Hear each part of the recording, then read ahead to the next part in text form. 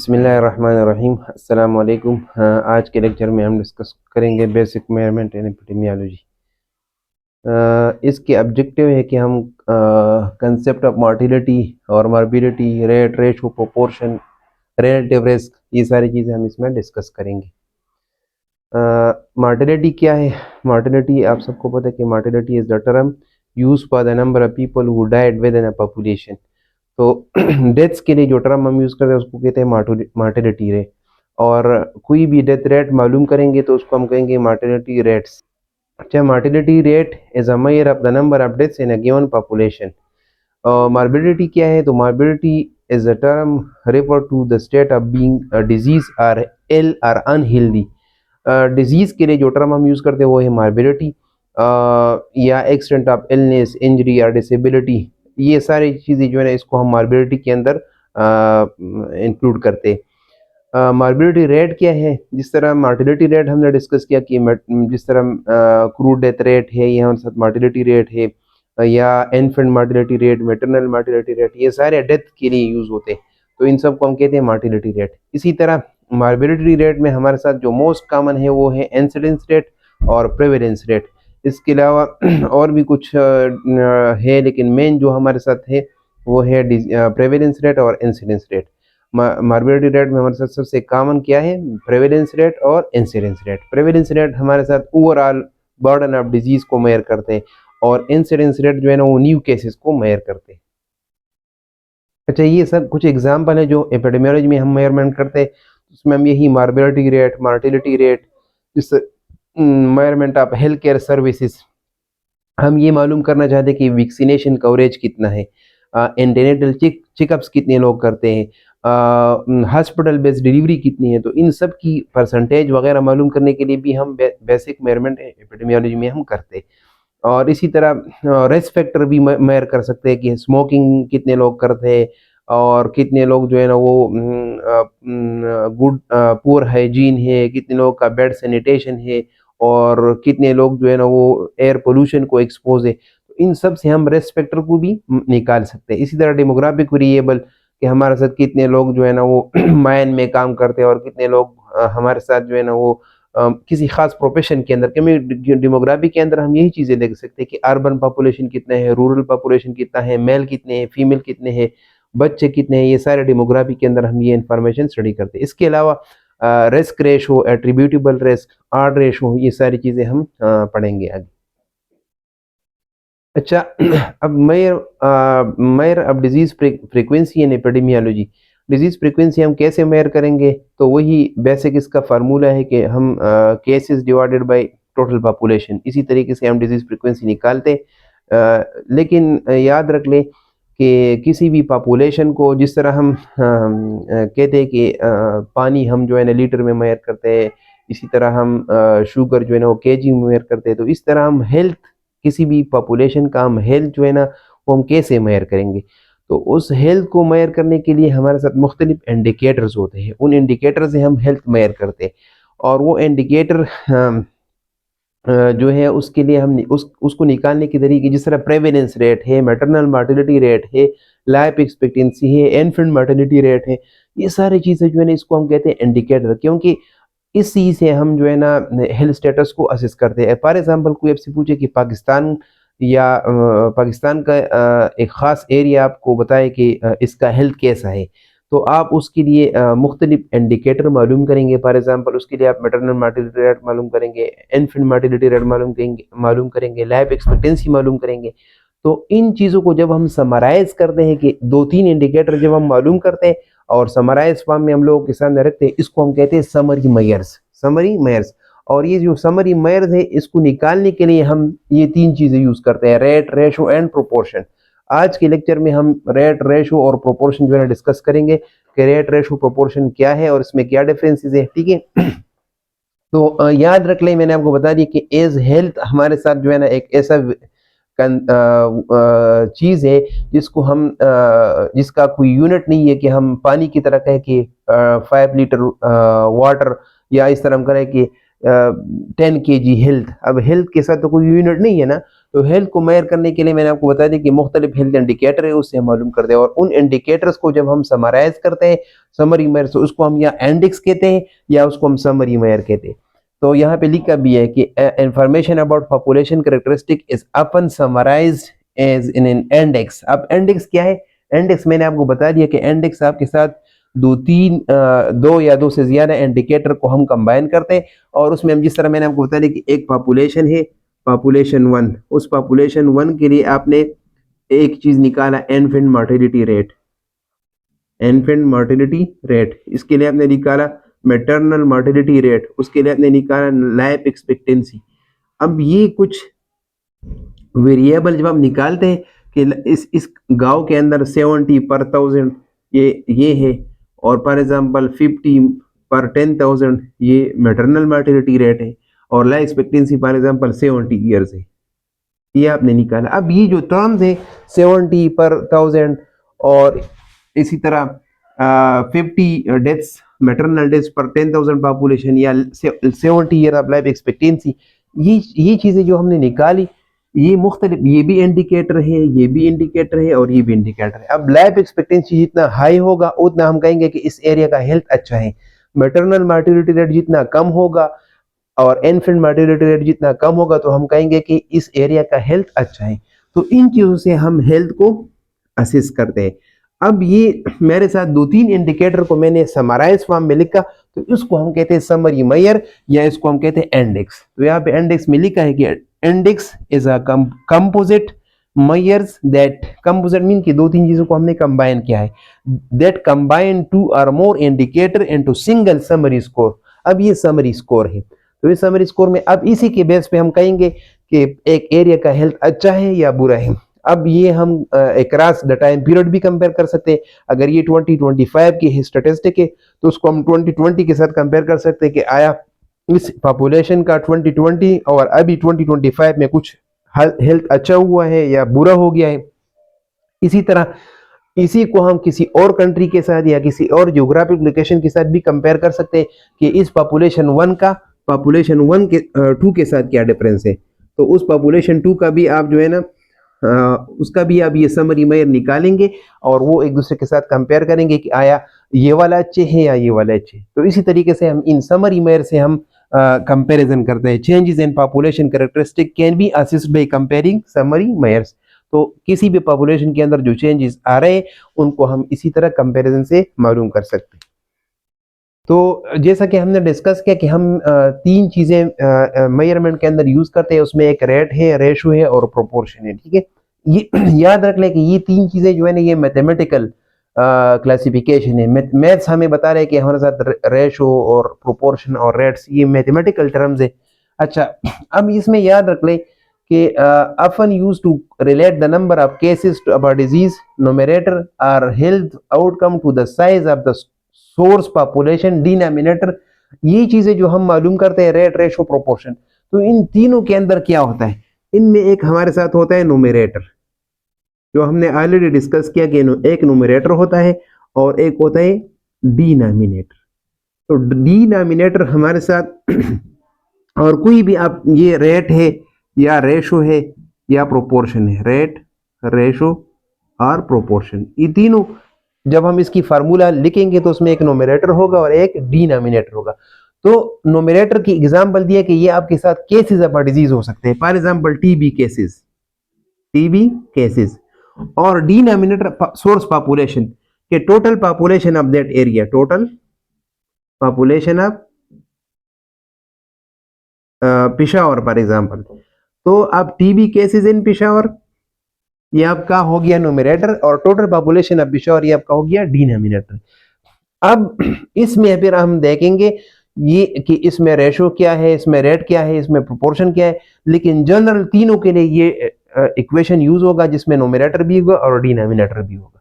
तो न्यूमरेटर आपको पता है कि न्यूमरेटर आपका डिजीज है या कोई भी चीज जिसमें आप इंटरेस्टेड है, जिसको आप फाइंड आउट करना चाहते हैं, वो आपका न्यूमरेटर है। और जिस पॉपुलेशन के अंदर वो मेजरमेंट ऑफ इंटरेस्ट है उस पॉपुलेशन को आप कहेंगे पॉपुलेशन साइज आपके साथ होगा डिनोमिनेटर। अच्छा, अब मैं आपको मैथ्स मैथमेटिक्स के पॉइंट ऑफ व्यू से भी आपको एक्सप्लेन कर रहा हूँ। मैथ्स कह रहे हैं कि हमारे साथ जब दो क्वांटिटी को आप एक दूसरे पे डिवाइड कर रहे हैं कंपैरिजन पर्पस के लिए, तो ये इसको हम कहेंगे रेशो। सिंपल मैं आपको समझा रहा हूँ कि a डिवाइडेड बाई b, या इस तरह जो लिखा है कि x डिवाइडेड बाई y। अब इसमें ऊपर वाला न्यूमरेटर है और नीचे वाला डिनोमिनेटर। तो दो क्वांटिटियों को जब एक दूसरे पे आप डिवाइड कर रहे हैं, तो मैथ्स कह रहे हैं कि जब दो क्वांटिटी इसको हम एक दूसरे पे डिवाइड करेंगे, इसको कहेंगे रेशो। मैथ्स कह रहे हैं, मैथमेटिकल टर्म क्या है? रेशो। रेशो कब? कि जब हम दो क्वांटिटियों को एक दूसरे पर डिवाइड कर रहे हैं कंपैरिजन पर्पस के लिए। कंपेयर, अब फॉर एग्जांपल ये ए मेरे साथ रिप्रेजेंट करता है male student in the class और बी रिप्रेजेंट करते हैं female student in the class. तो अब a डिवाइडेड बाई b, अब अगर मेरे साथ क्लास में 30 फॉर एग्जांपल मेल है और 20 जो है ना वो फीमेल है, तो ये देखिए कंपैरिजन हो गया कि नहीं हो गया, कि अब हमारे साथ 30 मेल है और 20 फीमेल है। तो कंपैरिजन पर्पस के लिए जब हम दो क्वांटिटी एक दूसरे पर डिवाइड करेंगे, मैथमेटिक्स कह रहे हैं कि इसको हम क्या कहेंगे? रेशो कहेंगे। अच्छा, फिर मैथ्स कह रहे कि अगर आपके साथ ऐसा है कि ये जो आपके साथ न्यूमरेटर है ये अगर इस डिनोमिनेटर का हिस्सा है, तो उसको फिर हम प्रोपोर्शन कहेंगे। अब इस कंडीशन में देखें a divided by b, a को मैंने रिप्रेजेंट किया है, मेल के लिए मैंने a लिखा है और b फीमेल के लिए मैंने लिखा है b। अब हम देख ले तो a is not the part of the b, क्योंकि a आपके साथ मेल है और b आपके साथ फीमेल है। तो इसको मैच करे कि ये हमारे साथ सिंपल रेशो है। इसको क्या कहते हैं? Simple ratio. अब अगर इस तरह हम कर ले कि a divided by a plus B, a divided by a plus B. अब देखें आपकी क्लास है, तो क्लास के अंदर टोटल क्लास आपके साथ जो है, उस क्लास में आपके साथ मेल स्टूडेंट भी है और प्लस फीमेल स्टूडेंट भी है। तो ये a प्लस बी शो कर रहे हैं आपकी पूरे क्लास को। तो अगर आप male student divided by total class, अब मुझे ये बताएं कि ये मेल इस क्लास का हिस्सा है कि नहीं है।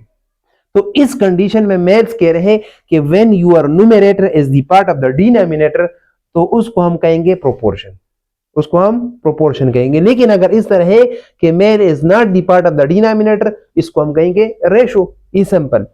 और मैथ्स कह रहे हैं, जिस तरह हम फिजिक्स में भी कहते हैं कि जब भी हम टाइम मेंशन करते हैं कि how quickly some event has happened, तो जिस तरह हम फिजिक्स में लिखते हैं कि स्पीड के लिए हम पर सेकंड का वर्ड यूज करते हैं कि एक्सेलरेशन पर सेकंड, तो उस वक्त फिर हम उसको क्या कहते हैं? रेट। उसको जब हम इसके साथ टाइम मेंशन करेंगे कि हाउ क्विकली, तो उसको, तो सिंपली याद रखने के मैथ्स में हमारे साथ एक सिंपल रेशो है जब हम दो क्वांटिटी एक दूसरे को के ऊपर डिवाइड कर ले।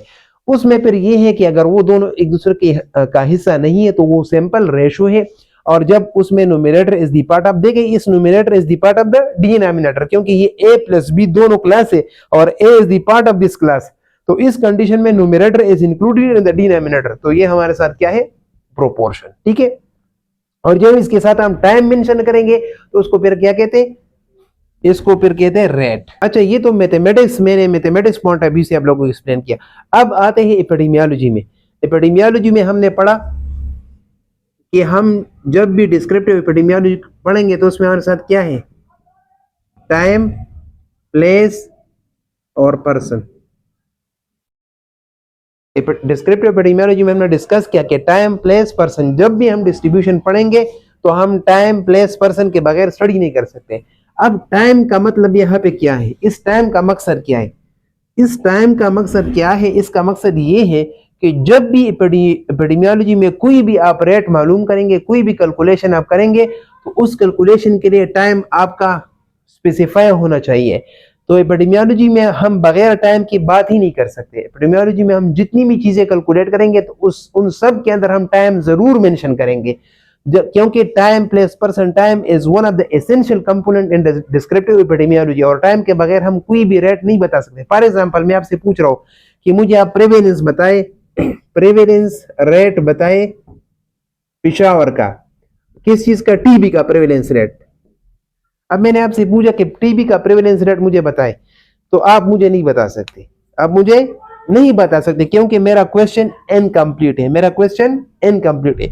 जब भी मैं टीबी प्रेवेलेंस रेट की बात कर रहा हूं तो आपको मैं बताऊंगा कि मैं कौन सी टाइम का, फॉर एग्जांपल मैं आपसे पूछ रहा हूं कि टीबी प्रेवलेंस रेट इन 2025 का मुझे बताएं, तो अब आप मुझे जो है ना आंसर दे सकते हैं। लेकिन अगर मैंने ये टाइम मेंशन नहीं किया तो आप मुझे टीबी का प्रेवलेंस नहीं बता सकते। इसलिए याद रख लें कि एपिडेमियोलॉजी में हमारे साथ टाइम बहुत एक इंपॉर्टेंट यूनिट है और टाइम के बगैर हम बात ही नहीं कर सकते। तो एपिडेमियोलॉजी में हम हमारे साथ जितनी भी कैलकुलेशन हम कर दें, चाहे वो प्रेवेलेंस है, चाहे वो इंसिडेंस है, चाहे वो मैटरनल मॉर्टेलिटी है, चाहे वो इन्फेंट मॉर्टेलिटी है, वो सब के सब एपिडेमियोलॉजी में क्या है, एपिडेमियोलॉजी में सब के सब रेट से। इसलिए कि एपिडेमियोलॉजी में बगैर टाइम के हम बात ही नहीं कर सकते। उन रेट्स में फिर कुछ रेशो है और कुछ प्रोपोर्शन है एपिडेमियोलॉजी में। देखिए मैं आपको दोबारा समझा रहा हूं, मैथ्स आपको कह रहे कि रेशो, वो स्टार्ट कर लेते हैं रेशो से, कि जब दो क्वांटिटी को एक दूसरे पर डिवाइड करेंगे तो उसको रेशो कहते हैं। फिर कहते हैं कि अगर ऊपर वाला nominator is the part of the denominator तो वो प्रोपोर्शन है, और अगर हम टाइम साथ मेंशन करेंगे तो रेट है। ये मैथ्स कह रहे।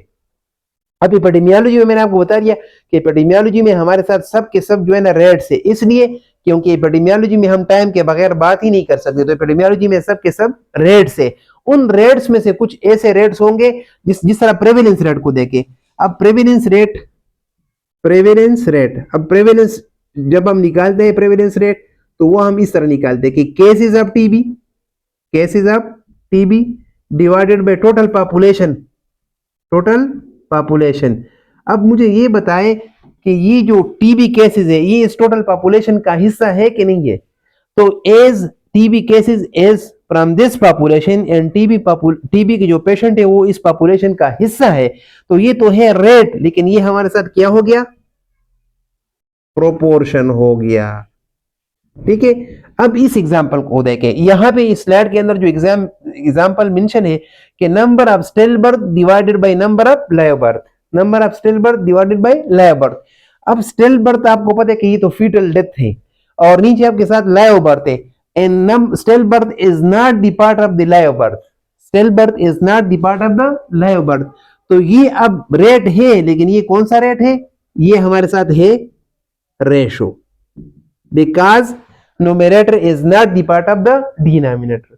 तो एपिडेमियोलॉजी के अंदर सब के सब रेट्स है, उन रेट्स के अंदर कुछ आपके साथ रेशो होंगे और कुछ प्रोपोर्शन होंगे। वो जिसमें आपका नोमिनेटर डिनोमिनेटर का हिस्सा है वो प्रोपोर्शन होंगे, और वो जिस तरह ये एग्जांपल है कि nominator is not the part of the denominator, तो ये हमारे साथ क्या है, रेशो है। अच्छा, ratio is a general term that include rates and proportion. ये मैंने आपको बता दिया कि ये मैथ्स कह रहे कि रेशो हमारे साथ जनरल टर्म है जिसमें रेट और प्रोपोर्शन दोनों है। लेकिन मैंने आपको बता दिया कि एपिडेमियोलॉजी में हमारे साथ सब के सब क्या है, रेट्स है, और उनमें कुछ रेशो होंगे और कुछ प्रोपोर्शन होंगे। अब इस एग्जांपल में आप देखें, ratio is equal to observed cases appeared in country A in June divided by expected number of cases in country A during June. अच्छा, एक चीज याद रख लें, एक होता है ऑब्जर्व्ड केसेस, ऑब्जर्व्ड केसेस याद रखने के, ऑब्जर्व्ड केसेस क्या होता है, और एक होता है एक्सपेक्टेड केसेस। ये दोनों चीजें समझ आ जाए तो फिर आपको समझ आसान होगा।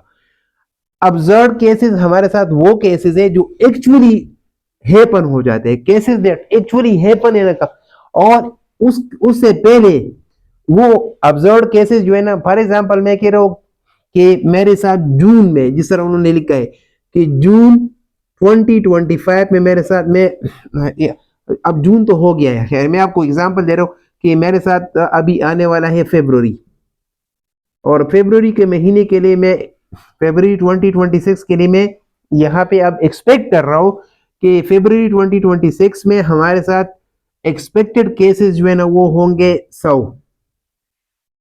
अब हुआ नहीं है, लेकिन ये मैं एक्सपेक्ट कर रहा हूं, और एक्सपेक्ट कैसे कर रहा हूं, मैं प्रीवियस ट्रेंड को देख रहा हूं कि प्रीवियस मंथ में मेरे साथ कितने केसेस आ गए, तो उसी के हिसाब से मैंने एक्सपेक्ट किया कि फरवरी 2026 में भी मेरे साथ 100 केसेस आएंगे। लेकिन जब फरवरी 2026 गुजरा और एक्चुअल जब केसेस आ गए और वो मैंने देख ली, तो वो तो 150 केसेस आ गए। कितने आ गए, 150। अब मुझे बताएं कि ऊपर आपके साथ ऑब्जर्व्ड केसेस है और नीचे क्या है, एक्सपेक्टेड केसेस है।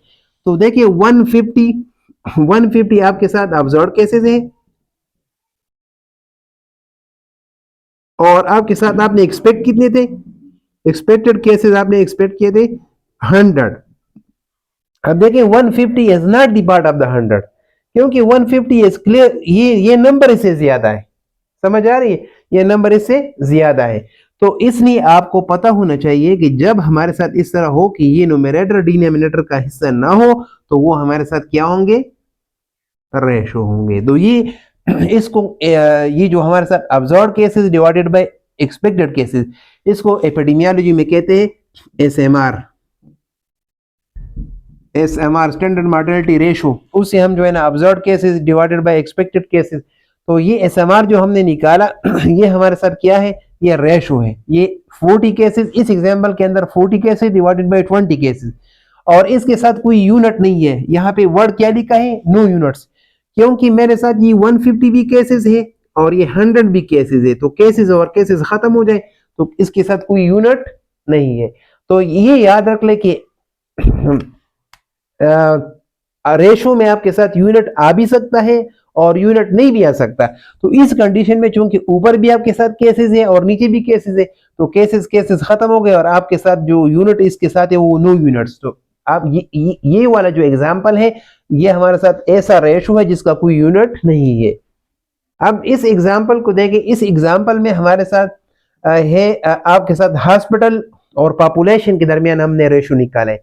अब देखिए हॉस्पिटल, ऊपर आपके साथ हॉस्पिटल है न्यूमरेटर में, नंबर ऑफ हॉस्पिटल्स, और आपके साथ population, number of people in the population, ठीक है। तो आप मुझे बताइए कि हॉस्पिटल और पॉपुलेशन ये सेम थिंग है?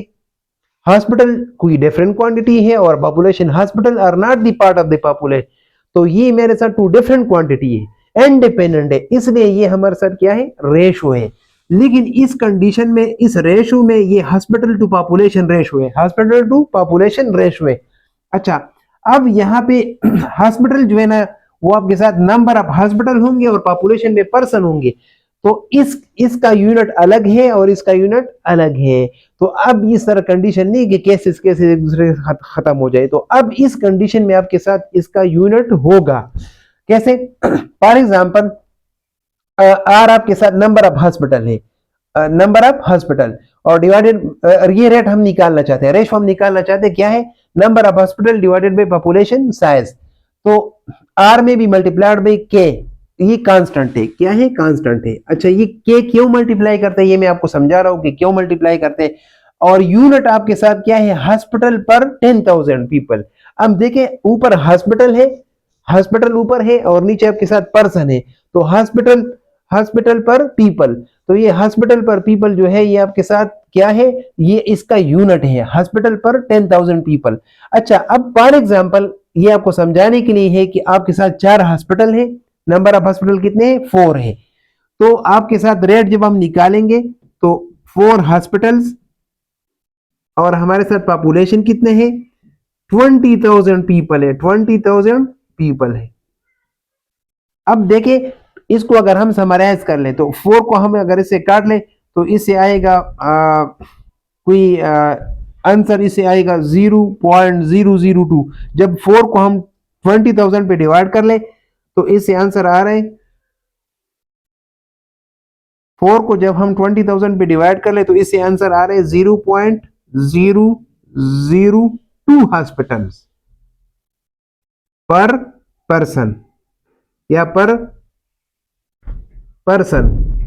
हाँ, एक बंदे के लिए कितने हॉस्पिटल है, 0.002। अच्छा, अब मुझे ये बताया कि हॉस्पिटल आपके साथ एक डिस्क्रीट वैल्यू है और ये पॉइंट में मीनिंगफुल नहीं है, इसलिए ये 0.002 तब मीनिंगफुल होगा जब ये 2 हॉस्पिटल हो जाएंगे। तो जो 2 हॉस्पिटल बन जाएंगे तो इस वैल्यू को जो है हमने एक कांस्टेंट से मल्टीप्लाई करना है, एक कांस्टेंट से हमने मल्टीप्लाई करना है। तो वो कांस्टेंट, आप ये जरूर नहीं कि वो कांस्टेंट आपके साथ 10,000 होगा, वो कांस्टेंट आपके साथ 10 भी हो सकता है, लेकिन अगर 10 से हम मल्टीप्लाई करेंगे तो ये पॉइंट इधर आएगा, तो ये 0.02 हो गया, फिर भी ये मीनिंगफुल नहीं है। अगर 100 से मल्टीप्लाई करेंगे तो ये पॉइंट इधर आएगा, 2 0 के बाद आएगा, तो फिर भी मीनिंगफुल नहीं है। अगर हम 1000 से मल्टीप्लाई करेंगे तो ये इधर आएगा, फिर भी मीनिंग, क्योंकि 0.2 हो गए। इसलिए अगर हम 10,000 से मल्टीप्लाई करेंगे तो ये पॉइंट इधर आएगा और ये 2 हॉस्पिटल। इसलिए यहाँ पे इस कंडीशन के अंदर हम इसको मल्टीप्लाई करेंगे 10,000 से, तो कांस्टेंट हमारा इस कंडीशन में हो गया 10,000। 10,000 से जब मल्टीप्लाई करेंगे तो अब ये हमारे साथ, जब 10,000 से मैंने मल्टीप्लाई किया तो अब मेरे साथ 2 हॉस्पिटल बन जाएगी, 2 हॉस्पिटल बन जाएंगे, लेकिन पर अब पॉपुलेशन कितना, कांस्टेंट क्या है 10,000 पर 10,000 पीपल। तो अब मेरे साथ ये इसका यूनिट हो गया कि मेरे साथ अब 2 हॉस्पिटल है और कितनी पॉपुलेशन के 2 हॉस्पिटल 10,000। तो इस तरीके से हम ये रेट्स निकालेंगे। अब ये रेशो जो हमने निकाला, रेशो इसलिए कि ऊपर हमारे साथ हॉस्पिटल है और नीचे पॉपुलेशन है, लेकिन इसको जब हमने डिवाइड किया तो ये 0.002 आ गया। अब इस 0.002, ये हॉस्पिटल तो आपको पता है ये तो पॉइंट्स में नहीं हो सकता, इसको होल नंबर में कन्वर्ट करने के लिए, 2 में कन्वर्ट करने के लिए हमने इसको एक, अगर 10 से मल्टीप्लाई कर ले तो ये 0.02 हो जाएगा, अगर 100 से मल्टीप्लाई कर लेंगे तो ये हो जाएगा, ये पॉइंट इधर आएगा, और अगर हम 10,000 से मल्टीप्लाई करेंगे तो ये 2 हॉस्पिटल। तो इसलिए 10,000 से जब हमने मल्टीप्लाई किया तो इस कंडीशन में हमारा कांस्टेंट जो है ना वो 10,000 आ गया, 2 हॉस्पिटल पर 10,000 पीपल। तो इसलिए अब इसका यूनिट हमने लिखा कि हॉस्पिटल पर 10,000 पीपल। तो चूंकि ऊपर मेरे साथ हॉस्पिटल है और नीचे पॉपुलेशन है तो अब इसके साथ यूनिट आ रहे हैं, लेकिन इससे पहले वाले एग्जांपल में ऑब्जर्व्ड और एक्सपेक्टेड केसेस में चूंकि ऊपर भी केसेस थे और नीचे भी केसेस थे तो उधर कोई यूनिट नहीं था। तो ये आप समराइज कर ले कि आपके साथ रेशो में यूनिट आ भी सकते हैं और यूनिट न भी आ सकते हैं। अब प्रोपोर्शन क्या है, तो प्रोपोर्शन मैंने आपको बता दिया कि ये रेशो की वो टाइप है जिसमें नोमिनेटर डिनोमिनेटर का हिस्सा हो। Nominator is the part of nominator is included in the denominator. A type of ratio in which the numerator is included in the denominator. For example, the number of fetal death out of total number of birth. अच्छा, अब total birth जो होते हैं, total birth याद रख ले, total birth hospital में जो बर्थ होते हैं, या उस टोटल बर्थ में आपके साथ स्टेल बर्थ भी होते प्लस लाइव बर्थ भी होते, स्टेल बर्थ भी होते और लाइव बर्थ भी होते। और अगर हम फीटल डेथ की बात कर ले, फीटल डेथ की, तो फीटल डेथ मेरे साथ जो है, फीटल डेथ और स्टेल बर्थ ये सेम चीज है। फीटल डेथ और स्टेल बर्थ ये क्या है, सेम चीज है। तो अब fetal death divided by total birth, अब फीटल डेथ टोटल बर्थ में चूंकि स्टेल बर्थ भी है and fetal death is the part of the denominator, तो इस कंडीशन में ये अब मेरे साथ प्रोपोर्शन है, ये रेशो नहीं है। रेशो क्या था, number of still birth divided by number of live birth. Still birth को जब लाइव बर्थ पे डिवाइड करेंगे तो वो रेशो है, लेकिन जब हम स्टेल, इसके फीटल डेथ के लिए हम स्टेल बर्थ भी यूज कर सकते हैं, फीटल डेथ की जगह मैं स्टेल बर्थ भी लिख सकता हूं, क्योंकि ये दोनों सेम चीज है, still birth slash fetal death ये दोनों सेम है। तो still birth and fetal death is the part of the denominator, तो इसलिए ये अब मेरे साथ चूंकि न्यूमरेटर डिनोमिनेटर का हिस्सा है तो ये क्या है, ये प्रोपोर्शन। और प्रोपोर्शन को हम हमेशा परसेंटेज में लिखते हैं, मल्टीप्लाइड बाय 100 करेंगे तो उससे हम परसेंटेज निकालेंगे। अच्छा, ये याद रख ले, for example n is the number of people in a population. n आपके साथ पॉपुलेशन साइज है, n क्या है, पॉपुलेशन साइज है, और x आपके साथ number of individual in the same population, किसी भी कैरेक्टरिस्टिक के साथ एक बंदा है। फॉर एग्जांपल ये टीबी का केस है, x क्या है, टीबी का केस है। तो अब अगर आप प्रेवेलेंस प्रोपोर्शन मालूम करना चाहते हैं, प्रोपोर्शन, तो प्रोपोर्शन मालूम करने का तरीका ये कि ये जो x आपके साथ वो लोग हैं जिनको डिजीज है और टोटल पॉपुलेशन क्या है, n है, तो ये x बाय n जो है ना, अब इस कंडीशन में x is the part of the n, x is the part of the n, तो ये हमारे साथ क्या है, ये प्रोपोर्शन है। और ये भी याद रख लें कि प्रोपोर्शन और जो मैंने आप लोगों को बायोस्टैट में समझाया था कि रिलेटिव फ्रीक्वेंसी, रिलेटिव फ्रीक्वेंसी, अब रिलेटिव फ्रीक्वेंसी और प्रोपोर्शन बिल्कुल सेम चीज है। रिलेटिव फ्रीक्वेंसी टोटल का हिस्सा होता है, टोटल का हिस्सा होता है कि टोटल 20 लोगों में इस क्लास के अंदर कितने लोग इंक्लूड है, तो इसी तरह प्रोपोर्शन भी आपको एक हिस्सा बता रहे हैं।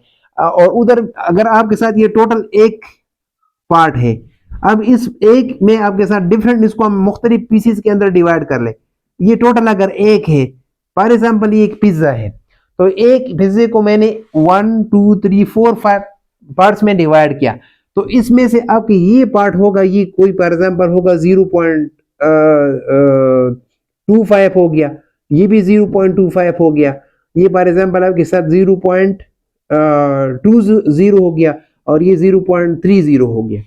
अब इन सब को प्लस कर ले, 0 ये भी, इससे हमारे साथ 1 आ रहा है, इससे क्या आंसर आ रहा है, 1 आ रहा है।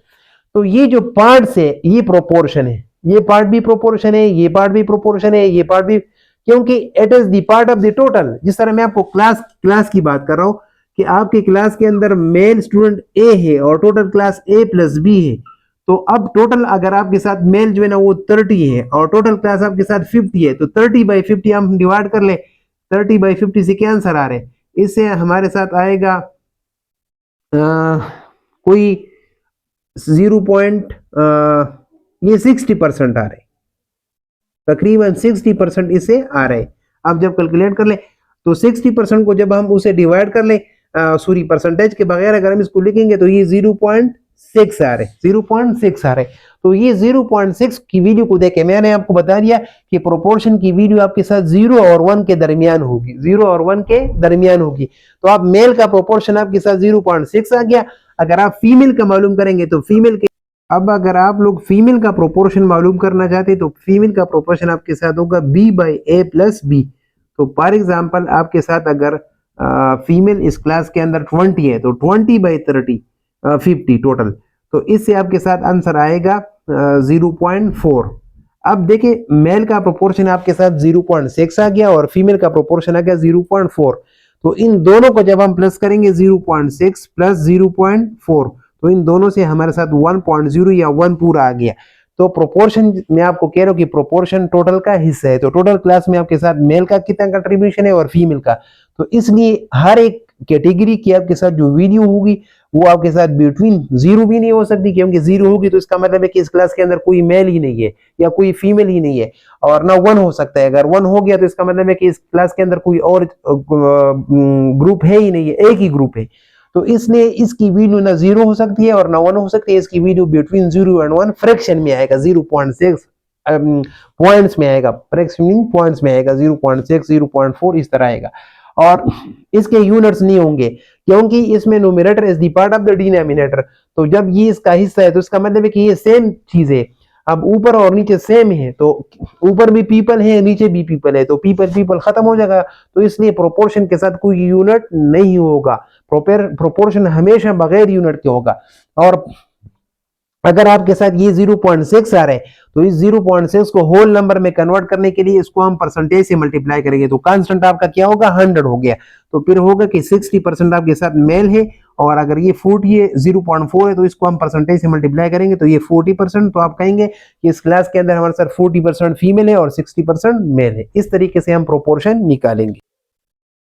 एग्जाम्पल ऑफ प्रोपोर्शन, अब प्रोपोर्शनेट मर्टिलिटी इसकी एग्जाम्पल है कि for example in 1995 53% of all death in Africa were children under as 5। Under as 5 mortality आपने मालूम करना है, अंडर एज 5 मॉर्टिलिटी।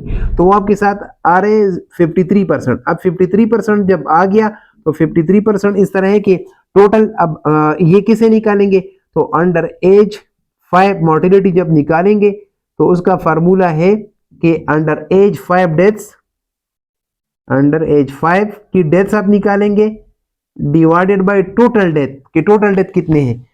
तो टोटल डेथ फॉर एग्जांपल आपके साथ जितनी भी है वो आपने निकाला और उसको जब आप ये आपके साथ, तो इससे आंसर आपके साथ आ गया 0.53 आ गया, 0.53 से आंसर आ गया। तो अब इसको अगर हम परसेंटेज से मल्टीप्लाई करेंगे, तो ये होगा, अगर 100 से हम मल्टीप्लाई करेंगे तो हम कहेंगे कि 53%। अब 53% का मतलब यह कि 100 डेथ में से 53 अंडर एज 5 के है।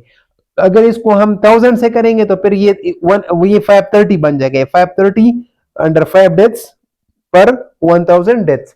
तो ये भी डेथ से और ये भी डेथ से, तो ये डेथ इसका हिस्सा है, इसलिए ये हमारे साथ प्रोपोर्शन है। अब रेट क्या है, रेट हमने डिस्कस किया कि अ measure of how quickly something of interest happens. For example the number of new cases of Parkinson disease which develops पर 1000 person years of follow up.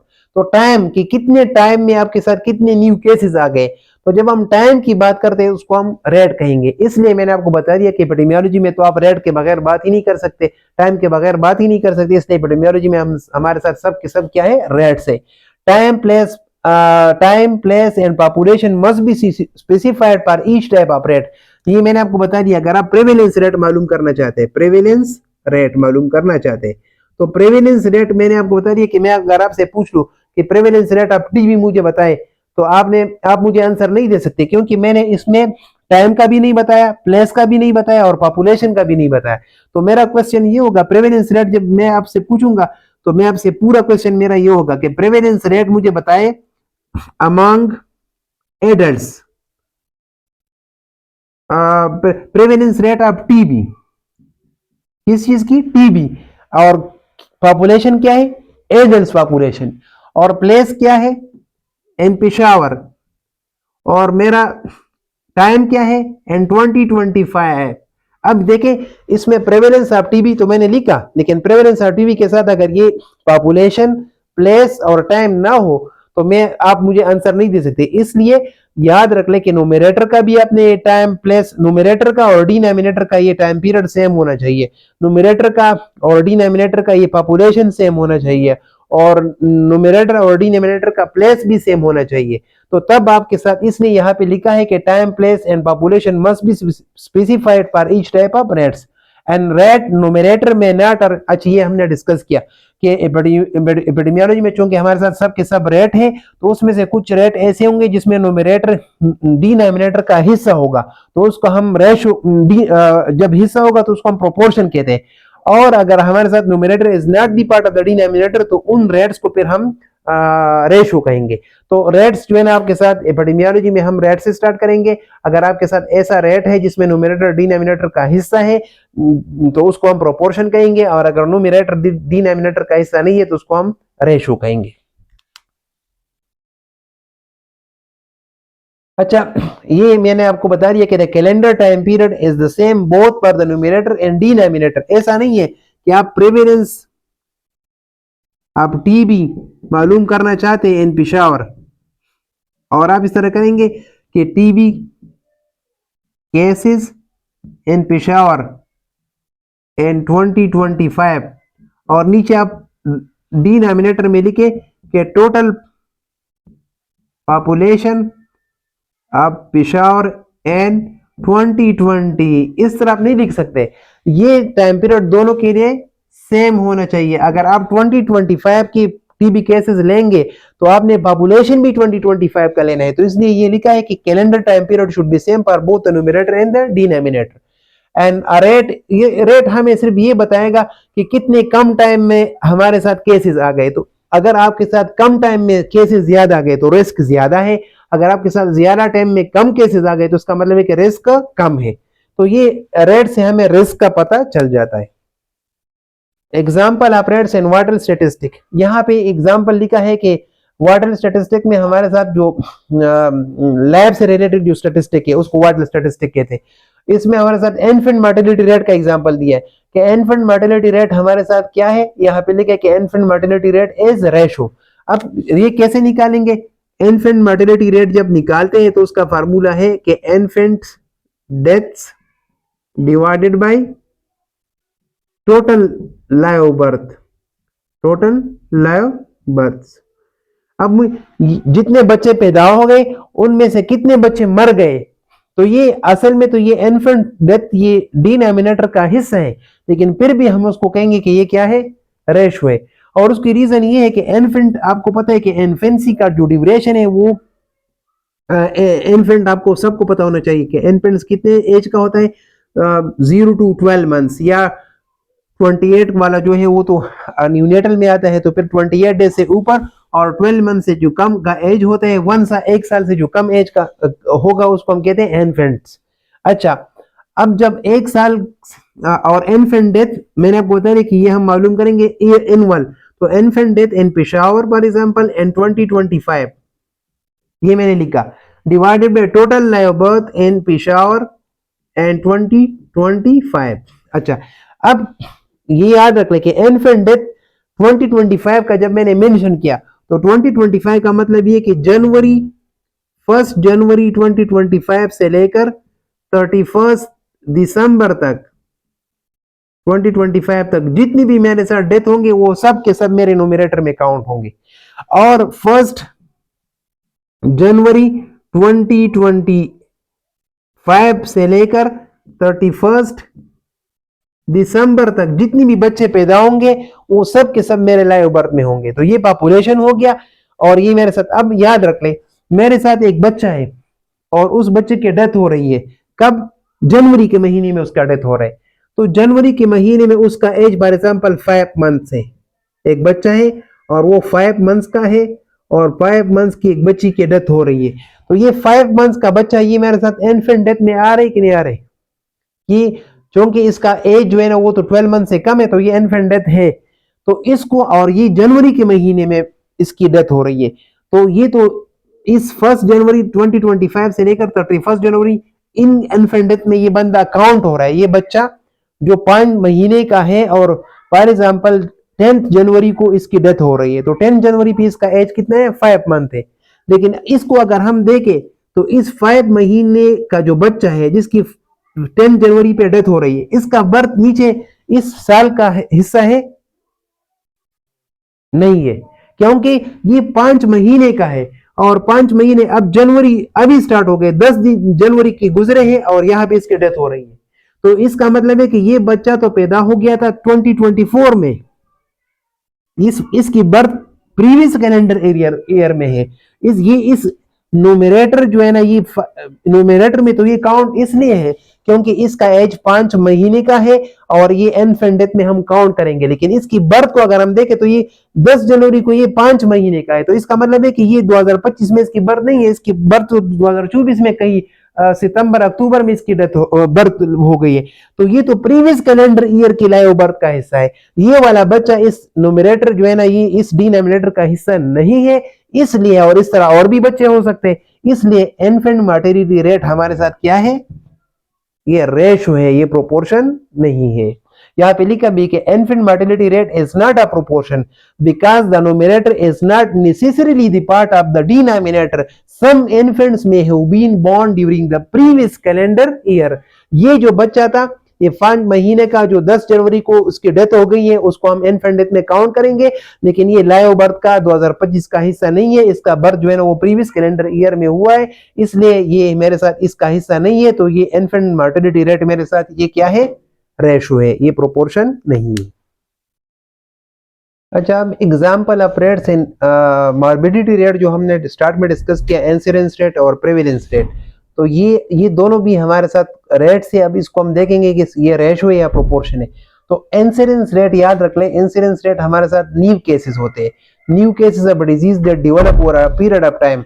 आपने एक फॉर एग्जांपल पॉपुलेशन ले लिया 500 लोगों का और उन 500 लोगों को आपने कुछ वक्त के लिए ऑब्जर्व किया और उसमें से 10 लोगों को कोई डिजीज डेवलप हो गए। ये आई हमारे साथ इंसिडेंस केसेस है और ये एन हमारे साथ टोटल पॉपुलेशन है। तो इंसिडेंस का जो फार्मूला है इंसिडेंस का इस कंडीशन में वो है आई डिवाइडेड बाई एन। तो अब ये न्यू केसेस आप खुद देख लें, ये न्यू केसेस तो जो 10 है ये 500 का हिस्सा है, तो 10/500 से जो भी आ रहे हैं, तो आपके साथ ये 10 चूंकि इसका हिस्सा है इसलिए ये हमारे साथ क्या है? इंसिडेंस आपके साथ चूंकि ऊपर ये 10 500 लोगों का हिस्सा है, इन 500 लोगों में से 10 को डिजीज डेवलप हो गया है, तो जो न्यू केसेस आप डेवलप करें इसको हम कहते हैं इंसिडेंस रेट। और याद रख लें कि इंसिडेंस जब हम मालूम करेंगे तो इंसिडेंस में हम हेल्दी लोगों को, इन लोगों को कोई डिजीज नहीं था और उनको फॉर एग्जाम्पल हमने 5 साल के लिए फॉलो किया और खुद हमने ऑब्जर्व किया ये कौन से रिस्पेक्टर को एक्सपोज हो गया, वो सब हम देख रहे हैं। तो हमें वो कौन कौन से रेस्पेक्टर को एक्सपोज थे वो हमारे सामने है और इसको हम ऑब्जर्व कर रहे हैं, इसलिए हमें एटियोलॉजी का भी पता चल रहा है। जब हम इंसिडेंस मालूम करेंगे तो इंसिडेंस के लिए हम जो स्टडी रिसर्च करेंगे उस रिसर्च डिजाइन को कहेंगे कोहोर्ट स्टडी डिजाइन। और कोहोर्ट स्टडी डिजाइन ये है कि आप फॉर एग्जाम्पल स्मोकर है, अब स्मोकर है वो स्मोकिंग कर रहे और आपने कंपेरिजन पर्पज के लिए नॉन स्मोकर भी ले लिया और इन दोनों को आपने फॉलो किया। अब फॉर एग्जाम्पल 5 ईयर के लिए आपने इसको ऑब्जर्व किया और 5 ईयर के बाद आपने देख दिया कि किन लोगों को डिजीज डेवलप है और किन लोगों को डिजीज डेवलप नहीं है, इस ग्रुप में भी और नीचे वाले ग्रुप में भी। तो अगर आपके साथ यहाँ पे ये डिजीज पॉजिटिव स्मोकर में ज्यादा थे और नॉन स्मोकर में कम थे तो हमें अंदाजा हो जाएगा कि स्मोकिंग का इस डिजीज के साथ रिलेशनशिप है। तो ये चीजें हम कोहॉर्ट स्टडी डिजाइन में हमें इस चीज का पता चल जाता है, एटियोलॉजी का या काज का थोड़ा सा हमें अंदाजा हो जाता है। लेकिन इस न्यू केसेस को हम एस्टिमेट नहीं कर सकते कि अब फॉर एग्जांपल मेरे साथ एक महीने में 5 केसेस आ गए, तो अब दूसरे महीने में क्या पता चलता कि उसमें कोई एक भी केस ना हो। तो न्यू केसेस को हम एस्टिमेट नहीं कर सकते, ये मुश्किल काम है कि हम न्यू केसेस को एस्टिमेट कर ले। हाँ, प्रेवेलेंस जो है वो जो कि एग्जिस्टिंग केसेस को आपके साथ टोटल कितने केसेस है एक पॉपुलेशन के अंदर, उसको हम कहते हैं prevalence. Measures existing cases of a disease at a particular time और over a period of time. For example आप एक पॉपुलेशन में गए और वो पॉपुलेशन जो है ना वो 100, उसमें 500 लोग हैं या 1000 लोग हैं, उस पॉपुलेशन के अंदर आपके साथ 1000 लोग हैं, और जब आपने देख लिया कि उसमें उस दिन कितने लोग जो है ना वो उनका ब्लड प्रेशर हाई था, तो यहाँ पे आपके साथ फॉर एग्जांपल 50 लोगों का ब्लड प्रेशर हाई था 1000 में से। तो अब यहाँ पे हमने देख लिया, हमने टोटल निकाले कि उस टोटल पॉपुलेशन के अंदर कितने लोग का ब्लड प्रेशर है, तो ये हमें टोटल एग्जिस्टिंग केसेस का बता रहे हैं, लेकिन इंसिडेंस सिर्फ हमें न्यू केसेस का बता रहे हैं, क्योंकि ओल्ड केसेस उसमें हम काउंट नहीं करते। तो जब हमें टोटल केसेस कौन बता रहे हैं, प्रेवेलेंस बता रहे हैं, तो हमें डिजीज बर्डन का पता कहां से चलेगा, प्रेवेलेंस से। प्रेवेलेंस इन टोटल केसेस की बात करें तो डिजीज बर्डन हमें यहाँ पे लिखा है कि very helpful for quantifying disease burden. Disease burden का पता हमें प्रेवेलेंस, क्योंकि प्रेवेलेंस में हम ओल्ड और न्यू सारे केसेस उसी दिन जितने भी लोग बीमार है, चाहे वो उसी दिन बीमार है या 10 साल से बीमार है, लेकिन उन सब को हम मालूम करते हैं और डिवाइडेड बाय टोटल पॉपुलेशन, तो ये 50 is the part of this population. तो ये प्रेवेलेंस रेट भी हमारे साथ प्रोपोर्शन है, ये क्या है, प्रोपोर्शन है, और रिलेटिवली इजी टू एस्टिमेट। अच्छा, अब देखिए इसको एस्टिमेट करना आसान है, क्योंकि अगर टोटल केसेस मेरे साथ इस महीने में 50 है, तो हो सकता है कमिंग मंथ में भी 50 या 55 हो, या कुछ 5 कम या 5 ज्यादा, तो हम प्रेवेलेंस को एस्टिमेट कर सकते हैं, लेकिन इंसिडेंस को हम एस्टिमेट नहीं कर सकते। और प्रेवेलेंस के लिए हमें कोई भी फॉलो अप या कोहॉर्ट स्टडी डिजाइन की जरूरत नहीं है, हमने सिर्फ एक क्रॉस सेक्शनल सर्वे करने हैं। आज के दिन हमने जाके लोगों से पूछना है कि आपको ये डिजीज है या नहीं है, तो उसको हम कहते हैं क्रॉस सेक्शनल डिजाइन। इसके लिए कोई फॉलो अप या कोहॉर्ट स्टडी की जरूरत नहीं है, सिंपल क्रॉस सेक्शनल स्टडी है, जब हम करेंगे जाके लोगों से पूछेंगे और हमें पता चल जाएगा कितने लोगों को बीमारी है और कितने लोगों को नहीं है, तो टोटल बर्डन का हमें पता चल जाएगा। Prevalence versus incidence. अच्छा, ये एक तालाब है, ये डिजीज का तालाब है, पूल ऑफ डिजीज, और ये पूल जो है जितने भी केसेस है उन सब केसेस को हम क्या कहते हैं, प्रेवेलेंस कहते हैं। अब इसमें अगर कोई नया बंदा बीमार हो रहा है, इंसिडेंस केस, तो उस इंसिडेंस केस से इस पूल में इजाफा हो रहा है कि नहीं हो रहा है, तो जितना इंसिडेंस हाई होगा उतना प्रेवेलेंस भी हाई होगा। और फॉर एग्जांपल यहां से लोग या क्योर हो रहे, ठीक हो रहे, या उनकी डेथ हो रही है, तो अगर डेथ हो रहे या क्योर हो रहे तो वो इस तालाब से निकलेंगे ना, तो क्योर और डेथ से प्रेवेलेंस कम होगा और इंसिडेंस के साथ प्रेवेलेंस ज्यादा होगा। ये आपको, ये इसका इनलेट है और ये आउटलेट है, तो इनलेट में आपके साथ जितनी भी न्यू केसेस आपके साथ होंगे तो उसके साथ प्रेवेलेंस ज्यादा होगा, और जितना आपके साथ डेथ और क्योर ज्यादा होंगे तो उतना ये प्रेवेलेंस कम होगा। अच्छा, अब यहाँ पे एक एग्जांपल से आपको समझा रहे कि मैं इंसिडेंस और प्रेवेलेंस की। एड्स एक एग्जांपल है, एड्स जब फर्स्ट टाइम जो है ना एड जो है ना वो लोगों के अंदर डायग्नोज हुआ, तो लोगों को पता नहीं था कि ये एड्स है क्या और इसको हम कैसे प्रोटेक्ट करेंगे, तो इसकी न्यू केसेस भी बहुत ज्यादा हो रहे थे। लेकिन जब पता चला कि एड्स जो है ना इसकी जो रिस्की बिहेवियर है, लोगों को पता चला कि मल्टीपल सेक्सुअल पार्टनर है या आईवी ड्रग यूज है, इन चीजों की वजह से ये जो है ना ट्रांसफर होते हैं, तो लोगों को जब अवेयरनेस आ गई, तो अवेयरनेस की वजह से इसकी जो न्यू केसेस है वो कम हो गई, न्यू केसेस कम हो गई। और लेकिन चूंकि एड्स एक ऐसा डिजीज है कि जब ये एक बार किसी को हो जाए तो ये फिर केवर नहीं होती, केवर नहीं होती। और हाँ, ये होगा कि अगर एंटी रेट्रोवायरल ड्रग यूज करेंगे तो एंटी रेट्रोवायरल ड्रग की ट्रीटमेंट से उस बंदी की डिजीज प्रोग्रेशन जो है ना स्लो होगी, तो वो बंदा विद डिजीज उसका लाइफ प्रोलॉन्ग होगा, विद डिजीज उसका लाइफ प्रोलॉन्ग होगा। तो फॉर एग्जांपल वो 2020 का भी जो है ना प्रेवेलेंस का हिस्सा होगा, 2021 का भी हिस्सा होगा, 23 का भी, 24 का, 25 एंड सो ऑन। तो प्रेवेलेंस आहिस्ता आहिस्ता इंक्रीज इसलिए हो रहे हैं कि वो ड्रग जो आपने दे दी है, उस ड्रग की वजह से अगर ये बंदा आप ड्रग ना देते तो ये बंदा मर जाता, और जब मर जाता तो ये तो प्रेवलेंस कम हो जाता। लेकिन अब आप ड्रग दे रहे हैं, लेकिन वो ड्रग तो इस बंदे को ट्रीट नहीं कर रहा है, क्योर नहीं कर रहा है, सिर्फ जब उसकी लाइफ को प्रोलॉन्ग कर रहा है विद डिजीज। तो इसके साथ जो है ना सिंपल याद रखने, कोई भी आपको कहे कि एक ड्रग है और वो हम पेशेंट को दे रहे हैं और उस पेशेंट की वजह से वो ड्रग जो है ना वो ट्रीट क्योर नहीं कर रहा है, लेकिन सिर्फ प्रोलॉन्ग द लाइफ, तो इसके साथ प्रेवलेंस बढ़ेगा या कम होगा? तो प्रेवलेंस इंक्रीज होगा, ये आपको पता होना चाहिए। अच्छा, इंसिडेंस हमने डिस्कस किया कि इंसिडेंस हमारे साथ न्यू केसेस है जो हमारे साथ डेवलप होते हैं स्पेसिफिक पॉपुलेशन में जब हम उसको किसी टाइम पीरियड के लिए फॉलो कर लें।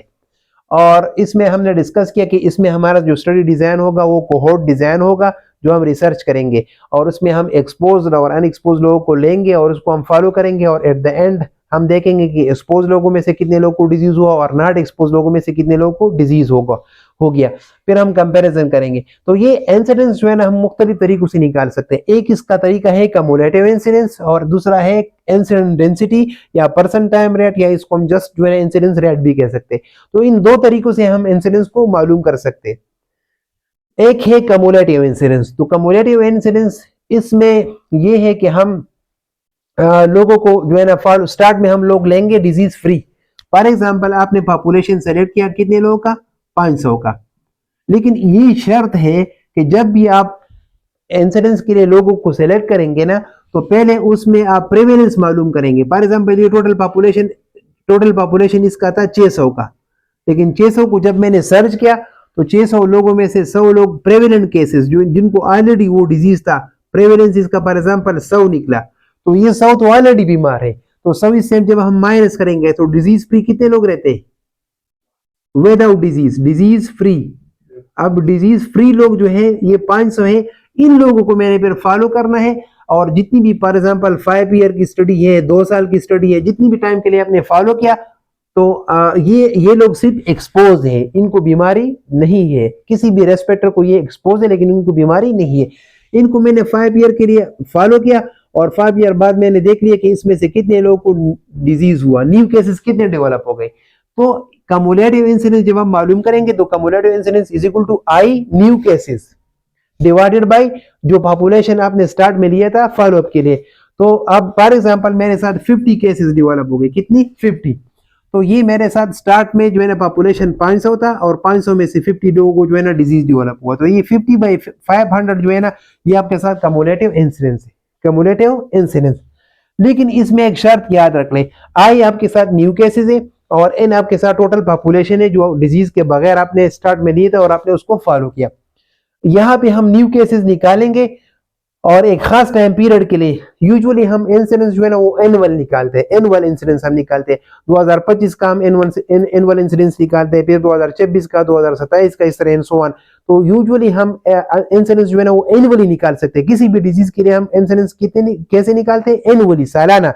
तो इसलिए एनुअल इंसिडेंस जो है ना हम निकालते हैं और must always state the time period. ये ऑलरेडी हमने बता दिया कि टाइम पीरियड हम खामा मेंशन करेंगे कि ये इंसिडेंस मेरे साथ 2025 का है या 24 का है या 21 का है, वो टाइम पीरियड खामा इसमें मेंशन करेंगे। ये देखिए यहाँ पे अब एग्जांपल है कि अगर आपने ये टोटल पॉपुलेशन है, इस पॉपुलेशन के अंदर पहले से जिनको डिजीज है द डिजीज, जिनको ऑलरेडी डिजीज है, वो कौन से केसेस है? Prevalent cases. इनको आपने इससे निकालना है और जो बगैर डिजीज के हैं उनको आपने फॉलो करना है।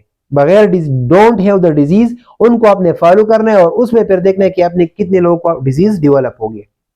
यहाँ पे जो एग्जांपल है, फॉर एग्जांपल 1000 मेन एज 45 जिनको कोई भी डिजीज नहीं है, कोई भी प्रोस्टेट कैंसर इनको नहीं है, इनको हमने स्टार्ट में सेलेक्ट किया और इनको हमने 10 साल के लिए फॉलो किया और 10 साल बाद हमने जब देख लिया तो इसमें से हमारे साथ 50 लोगों को प्रोस्टेट कैंसर डेवलप हो गया। तो आपके साथ आई क्या है? 50 न्यू केसेस और टोटल पॉपुलेशन कितना है? 1000। तो कम्युलेटिव इंसिडेंस निकालेंगे तो cumulative incidence I divided by N. I आपके साथ न्यू केसेस कितना है? 50 और टोटल पॉपुलेशन स्टार्ट में कितना था? 1000। तो 1000 50 को जब 1000 पे डिवाइड करेंगे तो 0.05। अब 0.05 मीनिंगफुल नहीं है तो उसको हमने कांस्टेंट से मल्टीप्लाई किया। कांस्टेंट हम यहाँ पे परसेंटेज से हमने मल्टीप्लाई किया 100 से। तो 5% मेरे साथ इसका इंसिडेंस निकला। इसका मतलब है कि 100 लोगों में से कितने लोगों को इंसिडेंस कैंसर हुआ? 5 लोगों। 100 लोगों में से 5 लोगों को प्रोस्टेट कैंसर हुआ। अच्छा, और चूंकि ये 10 साल के लिए हमने निकाला तो उसको हम कहेंगे ये 10 साल की रिस्क है। हमने फॉलो कितने साल की देखी? 10 ईयर। अच्छा, यहाँ पे एक वर्ड लिखा है कि no one lost to follow up and no one withdrew और विथड्रॉ फ्रॉम द स्टडी। इसका मतलब ये है कि आपने जो ये 1000 लोग ले लिए, इस 1000 लोगों को आपने कितने टाइम के लिए फॉलो करना है? 10 ईयर्स के लिए। तो इसका मतलब ये हुआ कि ये सब के सब, ये 1000 लोग एक ही टाइम पे मेरे साथ स्टडी में एंटर होंगे और आखिर तक मेरे साथ स्टडी में रहेंगे। ना ना मेरे साथ स्टडी में लेट कोई आ सकता है और ना टाइम से पहले मेरे स्टडी से कोई निकल सकता है। तो इस तरह की ग्रुप को हम कहते हैं क्लोज्ड ग्रुप। क्लोज्ड ग्रुप, या इस ग्रुप के लिए क्या टर्म यूज करते हैं? कोहोर्ट। तो ये ग्रुप है मेरे साथ क्लोज कोहोर्ट। अब क्लोज कोहोर्ट का शर्त मैंने लगा दिया कि no one lost to follow up, कोई भी मेरे स्टडी से निकलेगा नहीं और ना मेरे स्टडी से टाइम से पहले बाहर जाएगा। तो ये शर्त जब आप लगाएंगे तो ये 1000 जो है ना, इन सब का फॉलो अप, इन सब का एक्सपोजर टाइम कितना होगा? 10 ईयर, क्योंकि ये एक साथ स्टडी में एनरोल होंगे और आखिर तक स्टडी में रहेंगे। सबका टाइम कितना होगा? 10 ईयर। लेकिन याद रख ले, ये इस तरीके से हम मोस्ट कॉमनली हम कम्युलेटिव इंसिडेंस ही से हम रिस्क निकालते हैं। रिस्क मीन कि न्यू केसेस का होना कितना रिस्क, क्योंकि आप अगर आपके साथ एक साल के अंदर 100 लोगों को कैंसर हो गया तो इसका मतलब है कि रिस्क ज्यादा है ना। तो इंसिडेंस ही से हम रिस्क निकालते हैं, सही है। अच्छा, ऑलवेज अ प्रोपोर्शन, क्योंकि आपके साथ ये आई जो है ये एन का हिस्सा है, आई एन का हिस्सा है, तो ये प्रोपोर्शन है और इसकी भी वैल्यू जो है आपके साथ 0 और 1 के दरमियान होगी। एंड एज्यूम अ फिक्स्ड और क्लोज कोहोर्ट, ये मैंने आपको बता दिया कि इसमें हमने शर्त कौन सा लगाया कि क्लोज कोहोर्ट होगा, कोई मेरे स्टडी से बाहर नहीं निकलेगा। और अगर इस तरह है कि ये तो हमने 10 साल के लिए फॉलो अप किया एग्जाम्पल में, अगर आपके साथ कोई आउटब्रेक आया हुआ है, जिस तरह कोविड का जो है ना पेंडेमिक आया था, और कोविड पेंडेमिक में हम हर हफ्ते के लिए निकालते थे कि अब इस हफ्ते मेरे साथ कितने न्यू केसेस आ गए, तो वो इंसिडेंस रेट है। लेकिन अगर कोई आउटब्रेक आपके साथ आया है तो उस वक्त बहुत जल्दी आपके साथ केसेस, यूजुअली तो आपके साथ न्यू केसेस 5 साल में फॉर एग्जांपल 15-20 केसेस आ गए। लेकिन अगर कोई आउटब्रेक आए हैं तो आउटब्रेक में तो आपके साथ एक हफ्ते में 150 केसेस आएंगे। तो उस वक्त फिर हम इस, अगर आपके साथ आउटब्रेक है और आउटब्रेक में आप इंसिडेंस मालूम करना चाहते हैं तो उस वक्त में फिर हम जो है ना उसको क्या क्या नाम देते हैं? Attack rate. क्योंकि अब उस डिजीज ने अटैक किया है और बहुत ज्यादा लोग अफेक्ट हो रहे हैं, बहुत जल्दी अफेक्ट हो रहे हैं। तो यही कम्युनिटिव इंसिडेंस जब आप शॉर्ट पीरियड ऑफ टाइम के लिए एक हफ्ते के लिए मालूम, जिस तरह कोविड का हम एक हफ्ते के लिए मालूम करते थे, उसको फिर हम इस कम्युनिटिव इंसिडेंस को हम फिर क्या नाम देते हैं? Attack rate. लेकिन याद रख ले, ये चीजें तो हमने कहे कि हमारे साथ क्लोज कोहोर्ट का शर्त है, लेकिन हकीकत में ये हमारे लिए एक बड़ा मसला है, क्योंकि लोग हमारी स्टडी से बाहर निकल जाते हैं या उनको डेथ हो जाती है या उनको डिजीज हो जाती है, तो फिर वो हमारे स्टडी के अंदर कैसे रहेंगे? और ना हम किसी को फोर्स कर सकते कि वो मेरे स्टडी में आखिर तक रहे। तो इस फार्मूले में चूंकि शर्त क्लोज कोहोर्ट का है, तो इस डायनामिक चेंजिंग पॉपुलेशन को हम कहेंगे डायनामिक कोहोर्ट। डायनामिक कोहोर्ट के लिए कि कोई टाइम से पहले स्टडी से निकला या कोई बाद में स्टडी में एनरोल हो गया, इसको कहते हैं डायनामिक कोहोर्ट। इस डायनामिक कोहोर्ट या ओपन पॉपुलेशन के लिए इस फार्मूले में कोई जगह मौजूद नहीं है। इसलिए ये फार्मूला जो ये इस मसले को हम हल करेंगे, क्योंकि इस फार्मूले में कोई इस चीज के लिए जगह नहीं है कि ये परमिशन दे रहे कि खैर है इनमें से कुछ लोग मेरे साथ टाइम से पहले आ जाए और कोई टाइम पे आ जाए, कोई टाइम के बाद स्टडी में 2021 की स्टडी 2021 में आपकी रिसर्च स्टार्ट हो रहा है अब, और आप 10 साल के लिए 5 ईयर के लिए फॉलो अप कर रहे हैं, तो आप कह रहे कि खैर इस 500 में मेरे साथ जो है ना ये 50 लोग जो है ना ये 2021 में एनरोल हो जाए और बाकी जो है ना कुछ 2022 में, ये शर्त नहीं लगाते। और हकीकत में तो ये पॉसिबल नहीं, सारे लोग एक जैसे कैसे आ सकते हैं। तो चूंकि ये डिफरेंट टाइम पीरियड के लिए लोगों को फॉलो नहीं करते, वो कह रहे कि सबको मैंने एक ही 5 साल के लिए या 10 साल के लिए सबको मैंने फॉलो करना है। और हकीकत में ये पॉसिबल नहीं है, क्योंकि आप कोई मर जाएगा, कोई आपकी स्टडी से निकले जाएगा। तो ये जो बाहर निकलते हैं इसको हम कहते हैं एट्रीशन। एट्रीशन मीन कि आपकी स्टडी से लोग बाहर निकल रहे हैं या डेथ की वजह से, या कोई जो है ना कह रहे कि बस अब मेरी मर्जी है, मैं कंटिन्यू नहीं कर सकता, तो आपकी जो एन है वो कम हो जाएगा, आपका जो स्टार्ट में एन है ये कम हो जाएगा। तो इसलिए ये क्लोज कोहोर्ट का शर्त ये रियल लाइफ में पॉसिबल नहीं है। इसलिए जगह हम यूज करेंगे एक दूसरा फार्मूला, और वो है पर्सन टाइम या इंसिडेंस डेंसिटी रेट। ये दूसरे तरीके से जो मैंने आपको स्टार्ट में बता दिया ना कि इंसिडेंस को हम दो तरीकों से मालूम कर सकते हैं, एक कम्युलेटिव इंसिडेंस से और दूसरा पर्सन टाइम रेट या इंसिडेंस डेंसिटी रेट से। तो ये अब वो दूसरा तरीका है, और ये इस फार्मूले के अंदर हमारे साथ क्लोज कोहोर्ट का शर्त नहीं है, ये डायनामिक कोहोर्ट है। और ये कह रहे कि in this type of incidence individual may be expose to the risk of an event for varying amount of time. अब ये जरूरी नहीं है कि सबका टाइम जो है ना एक जैसा हो। 5 साल का मेरी स्टडी है, लेकिन ये जरूरी नहीं है, मेरा स्टडी कितना है 5 इयर्स का, लेकिन ये जरूरी नहीं है कि मेरे साथ सबका एक्सपोजर मेरे साथ entering the time period later. मैंने 2021 में स्टडी शुरू की है, लेकिन कुछ लोग हैं वो कह रहे कि 2022 में 23 में मेरे साथ एंटर हो रहे, तो इस पर कोई पाबंदी नहीं है, लेट भी आ सकते हैं, leaving the time period earlier. अच्छा 2025 तक स्टडी है, लेकिन एक बंदा है वो कह रहे कि मैंने 2024 में स्टडी से बाहर निकलना है, तो उस पर भी कोई पाबंदी नहीं है। And experiencing the event of interest, मैं जिस पर्पस के लिए, फॉर एग्जांपल जिस डिजीज के लिए मैं इसको फॉलो कर रहा था, वो डिजीज उसको 2022 में हो गया, तो जब 2022 में वो डिजीज हो गया तो उसके बाद इसकी फॉलोअप की कोई जरूरत नहीं है। तो इसलिए यहाँ पे लिखे कि experience the event of interest, तो सबका एक्सपोजर टाइम एक जैसा नहीं होना चाहिए। तो इसलिए इसको हम कहते हैं पर्सन टाइम रेट। और पर्सन टाइम क्या है कि जितनी भी लोग हैं उन सब लोगों का टाइम, एक्सपोजर टाइम क्या है, उनको सबको प्लस करेंगे। As a calculation combining person and time, it is the sum of the individual units of time that people have been exposed to the risk of in event।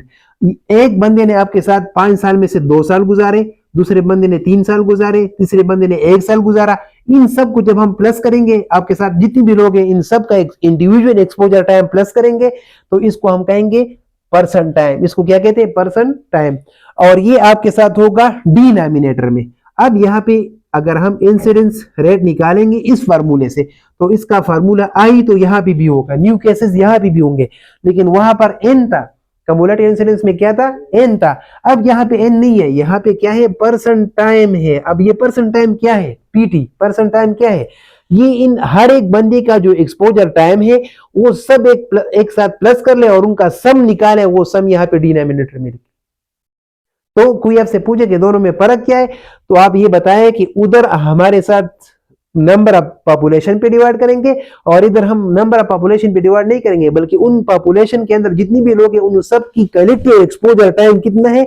तो यहाँ पे आपका numerator जो है ना वो टाइम है, और आपका डिनोमिनेटर टाइम है और न्यूमरेटर आपकी केसेस है, तो केसेस डिवाइडेड बाय टाइम।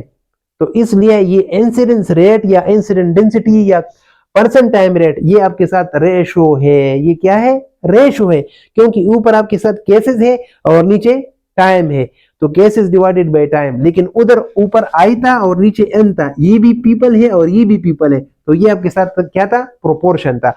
तो आप कोई आपसे पूछे कि कम्युलेटिव इंसिडेंस क्या है, तो कम्युलेटिव इंसिडेंस आपके साथ प्रोपोर्शन है, और इंसिडेंस रेट या इंसिडेंट डेंसिटी ये क्या है, ये रेशो है। और ये चूंकि डायनामिक कोहोर्ट को जो है ना इंपॉर्टेंट दे रही है, डायनामिक कोहोर्ट के लिए इस फार्मूले में जगह मौजूद है, इसलिए मोस्ट कॉमनली यूज्ड हमारे साथ जो है वो इंसिडेंट डेंसिटी रेट है। इंसिडेंट डेंसिटी या पर्सन टाइम रेट ये बहुत कॉमनली हम यूज करते हैं। ये अब इसकी फार्मूला है कि incident rate is equal to I divided by person time, और ये न्यू केसेस हैं, और ये पर्सन टाइम मैंने आपको बता दिया कि ये सबका एक्सपोजर टाइम को हम प्लस करेंगे, वो आपके साथ यहाँ पे आएगा। और इसके लिए और जो टर्म है इसके लिए हम सिनोनिम यूज किए हैं, इसके लिए हैजर्ड रेट भी हम यूज कर सकते हैं, पर्सन टाइम रेट के लिए इंसिडेंट डेंसिटी रेट भी हम यूज कर सकते हैं, पर्सन टाइम इंसिडेंस भी हम इसको कह सकते हैं, and the average person time incidence rate भी इसको हम कह सकते हैं। ठीक है, मुख्तलिफ तरीकों से जो हम इसको कह सकते हैं। And measure of rapidity with which new cases are occurring, ये हमें भी रैपिडिटी जितना आपके, फॉर एग्जांपल आपके साथ 50 एक्सपोजर टाइम है और 50 एक्सपोजर टाइम में आपके साथ 10 केसेस आ रहे हैं, और दूसरी जगह पे आपके साथ 100 साल एक्सपोजर टाइम और 100 में से एक केस आ रहे हैं, तो इसका मतलब है कि 100 साल में एक केस आ रहे हैं, तो वहां पे डिजीज जो है ना वो स्लोली अकर हो रहे हैं। और अगर 50 साल की एक्सपोजर टाइम में आपके साथ 10 केसेस आ रहे हैं, तो इसका मतलब है कि यहाँ पे जल्दी केसेस आ रहे हैं, तो यहाँ पे भी हमें रैपिडिटी का कितना जल्दी जो है ना वो केस अकर हो रहे हैं वो हम मालूम कर सकते हैं। लेकिन एक चीज याद रखना कि ये बहुत ज्यादा सोफिस्टिकेटेड मीन कि ये बहुत ज्यादा अच्छा है, इसमें हम डायनामिक कोड को जगह देते हैं, लेकिन थोड़ा सा ये मुश्किल भी है, क्योंकि हर एक बंदे के लिए इंडिविजुअल टाइम मालूम करना और उन सबको फिर प्लस करना ये थोड़ा सा मुश्किल है। तो एक हाइपोथेटिकल एग्जांपल मैंने आप यहाँ पे दिए हैं, इसमें आप लोग को समझ आ जाएगा। इस एग्जांपल को देखें, इस एग्जांपल के अंदर मेरी जो स्टडी है वो फॉर एग्जांपल 1990 से लेकर 1995 तक 5 ईयर की स्टडी है, कोहोर्ट स्टडी है। और मैंने स्टडी कब स्टार्ट की है? 1991 में, या सॉरी 1990 से 1995 तक। तो ये स्टडी मैंने 1990 में स्टार्ट किया। अच्छा अब देखें, 1990 मैंने स्टार्ट किया तो मेरे साथ कितने लोगों ने पार्टिसिपेट किया स्टडी में? 1 2 12 लोगों ने पार्टिसिपेट किया। टोटल मेरे साथ पॉपुलेशन क्या है? 12। लेकिन इन 12 में से मेरे साथ ये पार्टिसिपेंट 1 2 और 3, 1 2 और 3 ये मेरे साथ कब इनरोल हो गए? 1990, ये बिल्कुल स्टार्ट में इनरोल हो गए। और इसका मेरे साथ 1 साल 1991 तक, फिर 2 साल, और एक्स का मतलब क्या है? डिजीज। इसको 2.5 ईयर के बाद इसको डिजीज हो गया है। तो इसका डिजीज में, तो इस डिजीज के लिए इसको फॉलो कर रहा था।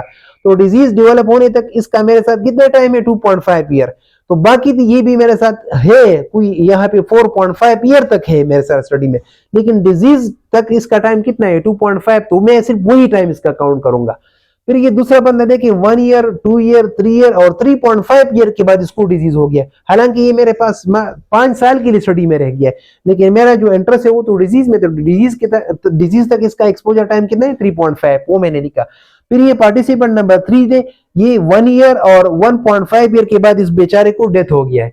तो इसका एक्सपोजर टाइम मेरे साथ कितना है? 1.5 ईयर। फिर इन 3 लोगों को देखे, ये 1 साल बाद स्टडी में एंटर हो गए।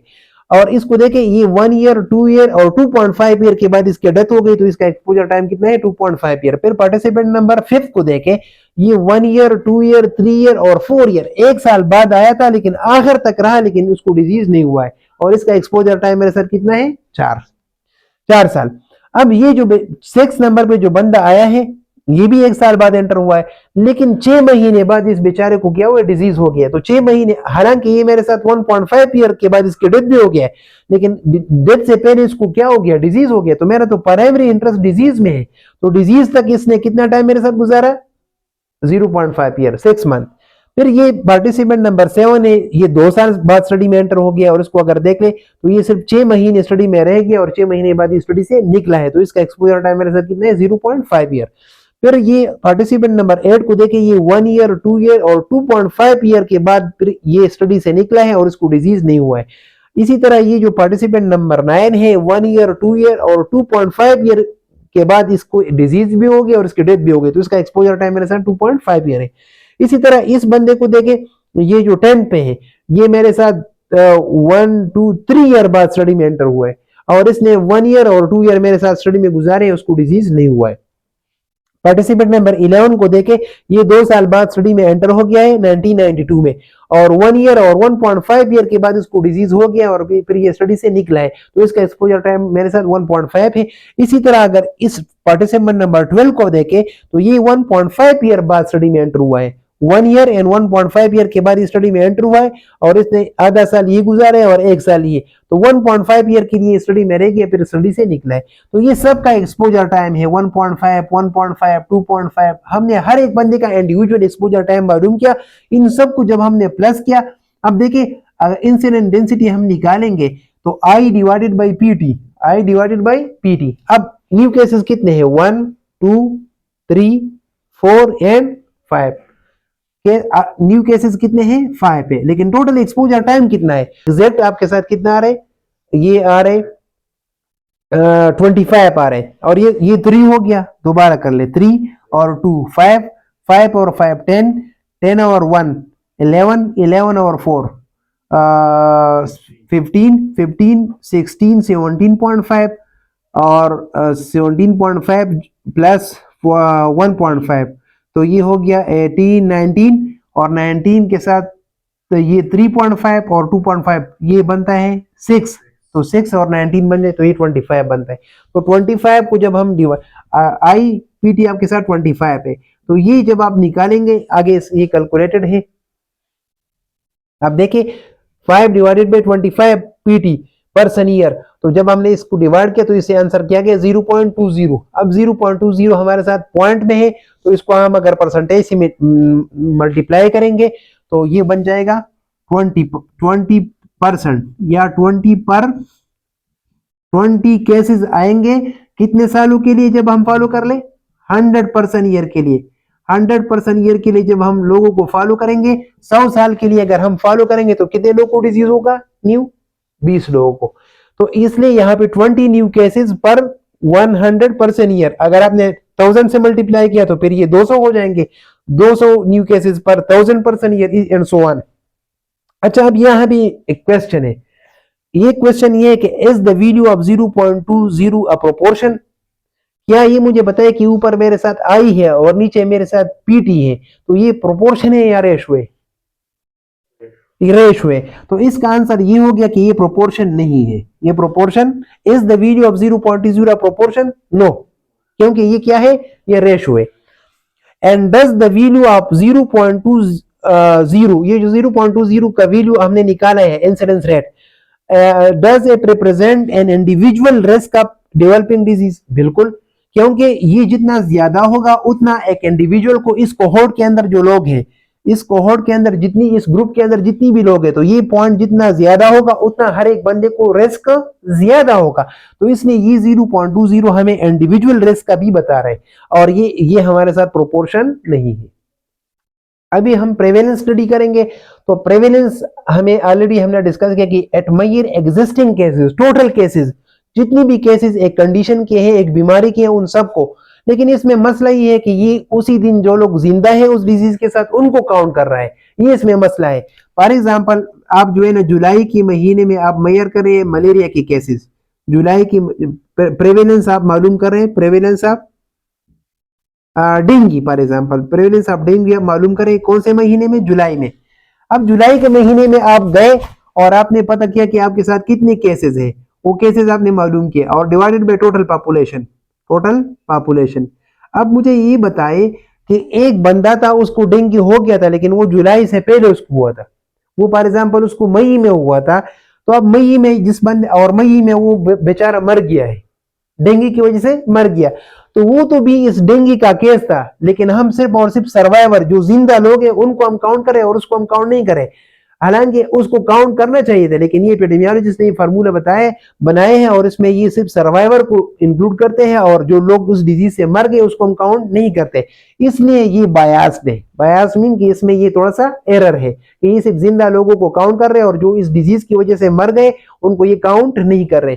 तो ये इसमें एक मसला है। और इसके याद रखने कि इसको निकालने के लिए हमारा जो स्टडी है वो कौन सा स्टडी डिजाइन है? क्रॉस सेक्शनल स्टडी डिजाइन है। और इसके दो किस्म, प्रेवेलेंस को हम दो तरीकों से निकाल सकते हैं। एक हमारे साथ पॉइंट प्रेवेलेंस है और एक पीरियड प्रेवेलेंस है। पॉइंट और पीरियड प्रेवेलेंस में फर्क है कि पॉइंट प्रेवेलेंस हम एक ही टाइम पे निकालते हैं। आज के दिन मैं जाता हूँ एक एरिया में और उसी दिन मैंने पूछना है लोगों से कि आपको ये डिजीज है या नहीं है। फॉर एग्जाम्पल, मेरे साथ टोटल केसेस 50 है और टोटल पॉपुलेशन उस एरिया का 1000 था, तो 1000 में 50 लोगों को बीमारी है, ये मेरे साथ पॉइंट प्रेवेलेंस है। Cases divided by total population, इसका एग्जांपल है पॉइंट प्रेवेलेंस का formula, cases divided by total population. C आपके साथ आप उसी टाइम पे आपके साथ केसेस है और टोटल पॉपुलेशन आपके साथ एन है, ठीक है। और इससे हम जो है ना उसी टाइम गिवन पॉइंट टाइम पे आप जो मालूम करेंगे फ्रीक्वेंसी, मतलब कोई फॉलो अप आप नहीं करेंगे। फॉर एग्जाम्पल, एक गांव में आप जाते हैं और वहां पे आपको पता चल गया कि उस पॉपुलेशन में टोटल कितने लोग हैं? 150। आपका एन कितना है? 150। और 150 में से केसेस कितने हैं? जिनको फ्लू है वो कितने हैं? वो 15 है। तो आपकी सी डिवाइडेड बाय एन, सी आपकी 15 है और एन आपका 150 है, तो 115 डिवाइडेड बाय 150, तो इससे 0.10 आता है। और 0.10 को जब हम परसेंटेज से मल्टीप्लाई करते हैं तो 10%। इसका मतलब ये है कि यहाँ पे प्रेवलेंस कितना है? 10%। ये पॉइंट प्रेवलेंस हो गया। अच्छा, पॉइंट प्रेवलेंस, चाहे पॉइंट प्रेवलेंस है या पीरियड प्रेवलेंस है, लेकिन इसकी यूजेस क्या है? तो it is useful for assessing the health status of population, क्योंकि ये हमें डिजीज बर्डन का बता रहे हैं। तो जितना ये प्रेवलेंस हाई होगा उतना हेल्थ स्टेटस अच्छा नहीं होगा। और प्लानिंग हेल्थ सर्विसेज, जितनी डिजीजेस ज्यादा होंगे उसी के मुताबिक फिर हम अपनी सर्विसेज प्लान करेंगे। And often the only mayor possible with chronic disease, क्योंकि क्रॉनिक डिजीज में अगर हम इंसिडेंस निकालेंगे, है ना, तो फॉर एग्जांपल आप 1000 लोग आपने ले लिए और उन 1000 लोगों को आप डायबिटीज के लिए, डायबिटीज एक क्रॉनिक डिजीज है, इसके लिए आप इसको फॉलो कर रहे हैं। अब इन 1000 लोगों को डिजीज नहीं है, ये डिजीज फ्री है, डिजीज फ्री है और इसको आप फॉलो करें किस चीज के लिए? डायबिटीज। तो हो सकता है कि आप इसको 50 साल भी फॉलो कर लो और किसी को भी डायबिटीज ना हो, क्योंकि डायबिटीज क्या है, क्रॉनिक डिजीज है। तो क्रॉनिक डिजीज के लिए फॉलो अप करना या इंसिडेंस मालूम करना मुश्किल होता है, इसलिए उसका आसान तरीका ये है कि उसके लिए हम प्रेवेलेंस निकालें। फॉर एग्जांपल मैंने डीएम का प्रेवेलेंस निकाला था पिछले साल मेरे साथ थे 1000 केसेस 1 लाख पॉपुलेशन में, ठीक है फॉर एग्जांपल। और अभी मैंने निकाला था 2024 में। फिर मैंने जब 2025 में डीएम का प्रेवेलेंस निकाला डायबिटीज मेलिटस का, तो वो फॉर एग्जांपल मेरे साथ 1100 हो गया था। तो मुझे ऑटोमेटिकली पता चल गया कि अब मेरे साथ कितने लोग ज्यादा, और पॉपुलेशन भी फॉर एग्जांपल 1 लाख के बजाय अब थोड़ा सा ज्यादा है, 1 लाख, ये 1 लाख और फॉर एग्जांपल 50,000 है, ठीक है। तो या 1,05,000, ठीक है, 1,05,000 आपके साथ पॉपुलेशन है। तो अब थोड़ा सा आपके साथ केसेस आपके साथ ज्यादा हो गए। तो चूंकि अब इस कंडीशन में डायबिटीज हमारे साथ एक क्रॉनिक डिजीज है, अगर इसमें हम फॉलो अप करते तो फॉलो अप मुश्किल है। तो मैंने इसके लिए 2024 के लिए मैंने प्रेवलेंस निकाला तो 1000 केसेस थे, अब मैंने 25 के लिए निकाला तो अब 1100 है। तो मुझे ऑटोमेटिकली न्यू केसेस का पता चल जाएगा कि इतने ज्यादा ऐड हो गए। लेकिन इसमें हम तो क्रॉनिक डिजीज के लिए अच्छा तरीका क्या है कि उसके लिए हम प्रेवलेंस निकालें, ना कि उसके लिए हम इंसिडेंस मालूम कर लें, ठीक है। लेकिन ये इसमें हमें, चूंकि हम इसमें फॉलो अप नहीं करते, जब फॉलो अप नहीं करेंगे तो आपको एटियोलॉजी का या रेस्पेक्टर का कोई भी पता नहीं चल जाता। दूसरी बात ये है कि चूंकि इसमें हम एक्यूट और क्रॉनिक का ये 1000 लोग ऐसे हैं कि इसमें एक बंदा ऐसा होगा कि इसको आज डायबिटीज हो गया है, और कुछ लोग इसमें ऐसे होंगे जिनको 10 साल से डायबिटीज है। तो 1 साल और 10 साल का हम उसमें कोई फर्क नहीं करते। तो इसलिए एक्यूट और शॉर्ट नेचर का ये हम प्रेवलेंस में ये नहीं देखते, और ना हमें इसमें काज का पता चल जाता है, ठीक है। अब पीरियड प्रेवलेंस निकालेंगे तो पीरियड प्रेवलेंस निकालने का तरीका ये है कि उसमें वही केसेस आप, चूंकि टाइम पीरियड यहाँ पे अब 2 होंगे, पीरियड मीन टाइम पीरियड, इसमें 2 टाइम पीरियड पे हम मालूम करेंगे। तो फॉर एग्जांपल मैं आप लोग के क्लास में आया और आप लोग की क्लास सेमेस्टर अब जब स्टार्ट हो गया, तो सेमेस्टर के स्टार्ट में मैंने देख लिया कि आप लोग की क्लास के अंदर 50 लोग हैं टोटल, और 50 लोगों में से आप लोग की क्लास में से 10 लोग ओबीस है, 10 लोग क्या है, ओबीस है। फिर सेमेस्टर खत्म हो गया, जब सेमेस्टर खत्म हो गया और सेमेस्टर के खत्म होने पे जब मैंने देख लिया तो कि और लोग कोई ओबीस बन गए कि नहीं, तो जब मैंने देख लिया तो 2 लोग और भी ओबीस बन गए। तो सेमेस्टर का स्टार्ट टाइम पीरियड 1 है, और सेमेस्टर जो खत्म हो रहा है वो टाइम पीरियड 2 है। तो टाइम पीरियड 1 पे आपके साथ 10 लोग ओबीस थे, और टाइम पीरियड 2 तक 2 लोग और भी ओबीस हो गए। तो वो C + I वो न्यू केसेस इसके साथ प्लस करेंगे और डिवाइड।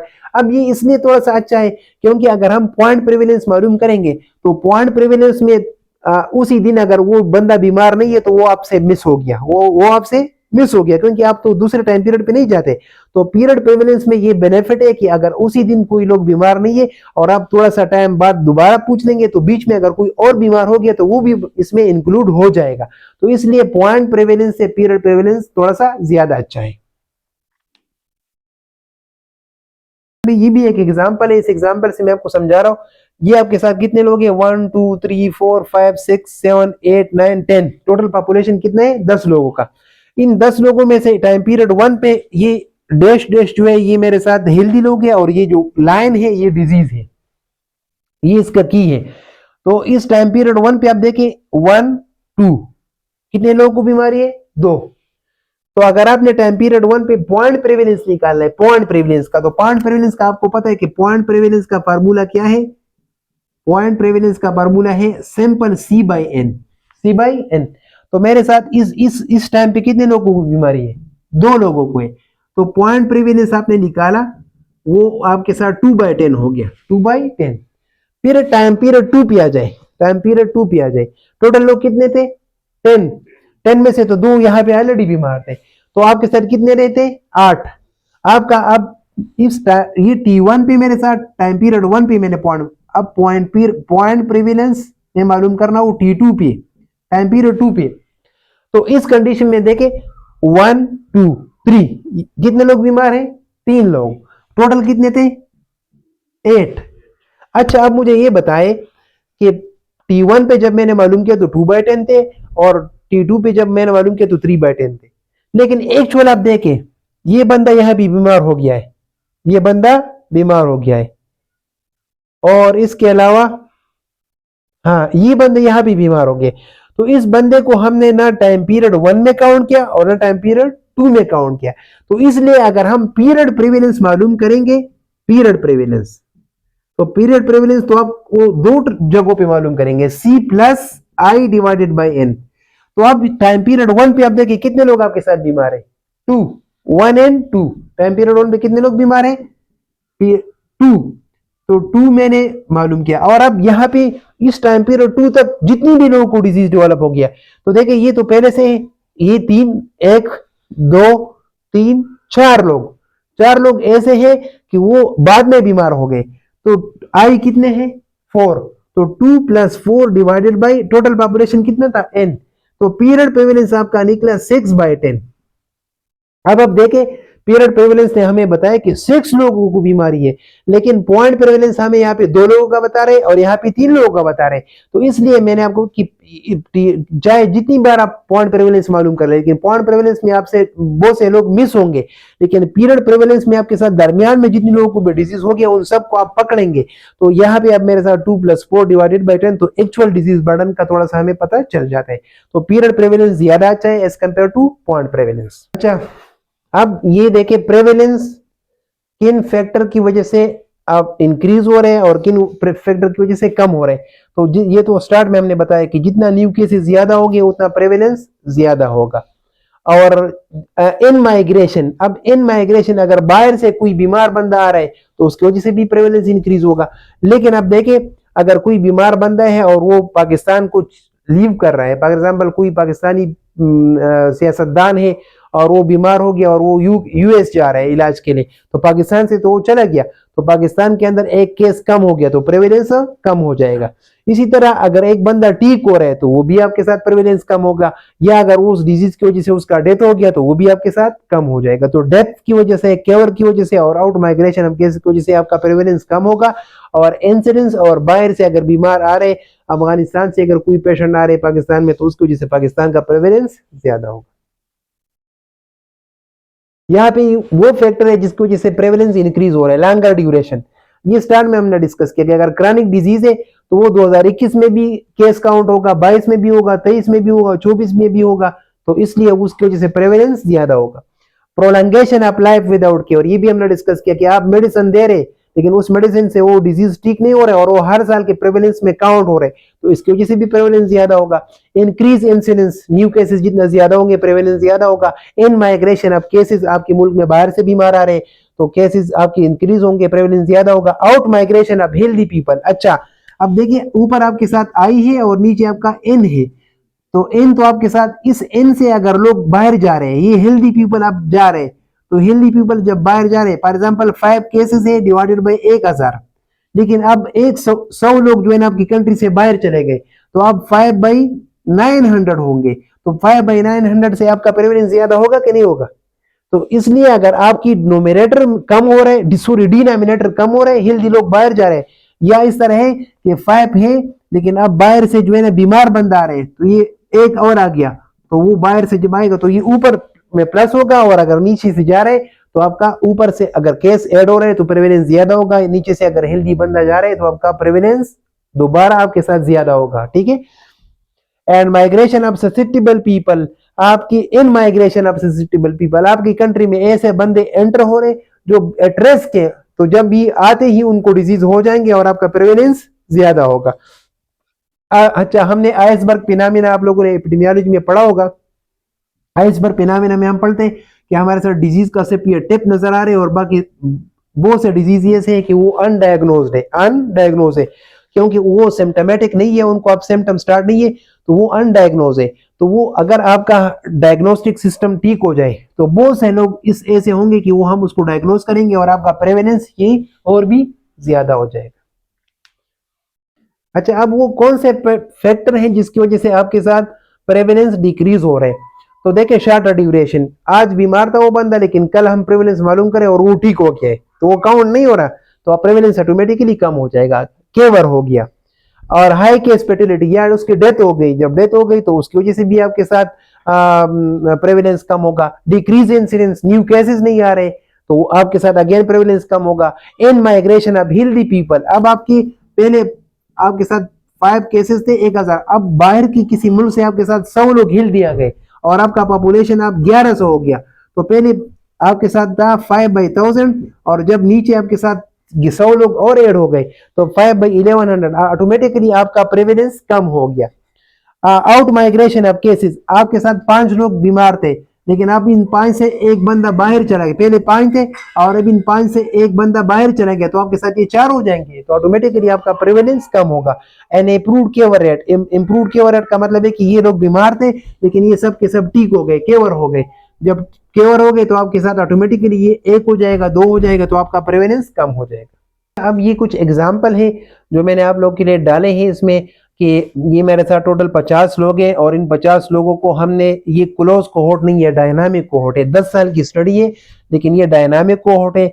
इन डायनामिक कोहोर्ट के अंदर ये 30 लोग जो है इनका 10 साल एक्सपोजर टाइम है, 10 लोग फिर जो है नेक्स्ट जो है उनका 9 साल एक्सपोजर टाइम है और 7 लोग जो है उनका एक्सपोजर टाइम 8 साल है और 2 लोग ऐसे जो सिर्फ 7-7 साल के लिए स्टडी में रहे और एक बंदा 1 साल के लिए स्टडी में रहा है। और जब हमने ये टाइम पूरा किया तो इनमें से कितने लोगों को एमआई हो गया, हार्ट अटैक कितने लोगों को हो गया, 5 लोगों का। तो हमने अगर इसकी परसेंट टाइम, आपने इसकी इंसिडेंट डेंसिटी या परसेंट टाइम रेट मालूम करना है I/PT से। तो आप ये मुझे बताए कि ये 30 लोग हैं और इसमें से हर एक बंदे का एक्सपोजर टाइम कितना है, 10 साल है, तो 30 का कलेक्टिव एक्सपोजर टाइम 300 होगा ना। समझ आ रही है ना, क्योंकि ये 10 तो हर एक बंदे का है, 10 एक का है, 10 दूसरे का, तो 10 30 लोगों का 10-10 जब हम प्लस करेंगे तो उससे 300 आएगा। फिर 10 लोग हैं लेकिन हर एक का 9 साल है, तो हर एक का 9 है तो इस 10 को हम मल्टीप्लाई करेंगे तो 10 लोगों का 90 ईयर एक्सपोजर टाइम हो जाएगा। और 7 लोग हैं और हर एक का एक्सपोजर टाइम क्या है, 8 है, तो ये 56 हो जाएगा। और 7 लोग हैं और एक का भी 7 साल है और दूसरे तो मल्टीप्लाइड बाई 2 तो ये 14 हो जाएगा। और एक बंदा है तो उसका तो 1 ही साल है तो 1। अब सबका एक्सपोजर टाइम PT ये हम जब प्लस करेंगे तो इससे कोई 461 या 462 आ रहा है। और मेरे साथ न्यू केसेस कितने हैं वो क्लियर कर मुझे बताएंगे कि न्यू केसेस 5 है, तो 5 डिवाइडेड बाई 461, तो ये आगे मैंने कैलकुलेट किया है। 461 को जब हम 5 को जब हम 461 पे डिवाइड करेंगे तो इससे 0.01 आ रहे हैं और परसेंटेज से मल्टीप्लाई करेंगे तो 1%। इसका मतलब ये कि 100 साल एक्सपोजर टाइम हो तो उनमें से कितने लोग को हार्ट अटैक होगा, एक बंदे को। तो ये हमने परसेंट टाइम रेट इस तरीके से निकाला। सबका कलेक्टिव एक्सपोजर 10 लोगों का, 30 लोगों का 10 साल है तो 300 हो गए, फिर 10 लोगों का 9 साल है तो 90 हो गए, फिर 7 लोगों का 8 है तो 56 हो गए सबका। और इनको जब हमने प्लस किया तो 461 PT हो गया और जब इसको हमने 5 को PT पे डिवाइड किया तो 0.01 या 1 heart attack in 100 years of exposure. ये कम्युलेटिव इंसिडेंस का एग्जांपल है जो क्लोज कोहोर्ट का है कि यूएस के अंदर न्यू केसेस HIV एड्स की न्यू केसेस आई कितने हैं, न्यूमरेटर I न्यूमरेटर में होता है ना, तो क्योंकि कम्युलेटिव इंसिडेंस का फार्मूला है I/N, तो I न्यूमरेटर है, न्यूमरेटर मेरे साथ न्यू केसेस कितने 44,232 है। और मेरे साथ यूके का जो पॉपुलेशन था उस 2003 में केसेस इतने थे और 2003 में पॉपुलेशन इतना है, तो N हमारे साथ ये है। हम और 10 कांस्टेंट को हमने क्योंकि पॉपुलेशन बहुत ज्यादा है तो कांस्टेंट भी हमने उसके हिसाब से बढ़ा रखा है। तो अब I/N, तो 44,232 को जब हमने डिवाइड किया तो और 1 लाख से हमने मल्टीप्लाई किया तो हमारे पास आ गया कि 15.21 पीपल को जो है ना 1 लाख लोगों में से कितने लोगों को एड्स है, 15.21 को 15.21 लोगों को एड्स है, कितने लोगों में से, पॉपुलेशन 1 लाख के पॉपुलेशन में। तो इस तरीके से हमने कम्युलेटिव इंसिडेंस निकाला। ये अब एक दूसरा एग्जांपल है पर्सन टाइम का, इसमें आपने कंफ्यूज नहीं होना है। यहाँ पे लिखा है कि the diabetes follow up study included 280 women, तो 280 ये तो N है, ये क्या है N, और 32823 ये नॉन डायबिटिक, ये भी N है। तो डायबिटिक का आपका टोटल पॉपुलेशन 218 है और नॉन डायबिटिक का टोटल पॉपुलेशन जो है ना वो 3,823 है। अच्छा, जब कितने साल के लिए उन्हें फॉलो अप किया, उस जब टाइम खत्म हो गया तो टाइम के फॉलो अप के बाद कितना फॉलो अप था 72।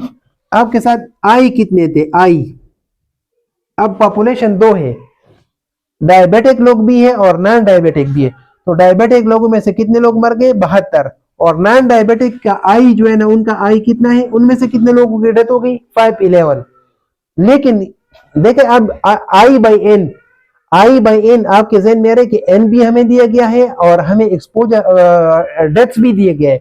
तो हमने तो आई बाई एन की फार्मूले से हल करना है। लेकिन नीचे आप क्वेश्चन खत्म नहीं है, नीचे क्या लिखा है कि the diabetic women were observed for a total period of, उनका एक्सपोजर टाइम पीटी आपको दिया गया है। डायबिटिक का एक्सपोजर टाइम पीटी आपको दिया गया है कि इनका 1862% ईयर इसका एक्सपोजर टाइम है। और नॉन डायबिटिक का भी आपको एक्सपोजर टाइम दिया गया है, वो कितना है? वो 36,653% ईयर है। तो अब यहाँ पे नीचे लिखा है कि आपने कैलकुलेट इंसिडेंट डेंसिटी रेट मालूम करना है, और डायबिटिक के लिए भी और नॉन डायबिटिक के लिए भी। तो डायबिटिक के लिए जब मालूम करेंगे तो नोमिनेटर आई है। आई क्या है डायबिटिक का? डायबिटिक का आई क्या है? 72 है। और डायबिटिक का ऑब्जर्वेशन पर्सन टाइम कितना है? 1862। तो 72 डिवाइडेड बाय 1862, इससे आंसर आ रहा है 0.0383। उसको हमने 1000 कांस्टेंट से मल्टीप्लाई किया है, तो हमारे साथ 38.6 पर 1000% डायबिटिक में से 38 की डेथ हो गई है। अब हम नॉन डायबिटिक के लिए करते हैं। तो नॉन डायबिटिक वुमेन के लिए जब हमने देख लिया तो उनमें से कितने लोग की डेथ, कितने फीमेल की डेथ हो गई? 511 की। और टोटल मेरे साथ उसकी एक्सपोजर टाइम कितना है? 36,653। तो आई डिवाइडेड बाई पीटी, आई 511 और पीटी 36,653, इससे 0.0139 आ गया। तो नॉन डायबिटिक के आप देख लें, नॉन डायबिटिक में 13.9 पर 1000। तो नॉन डायबिटिक में डेथ रेट कम है और डायबिटिक में डेथ रेट ज्यादा है। ये अब हमें पता चल गया। तो इस तरीके से हम इंसिडेंट डेंसिटी रेट या पर्सन टाइम रेट हम निकालेंगे।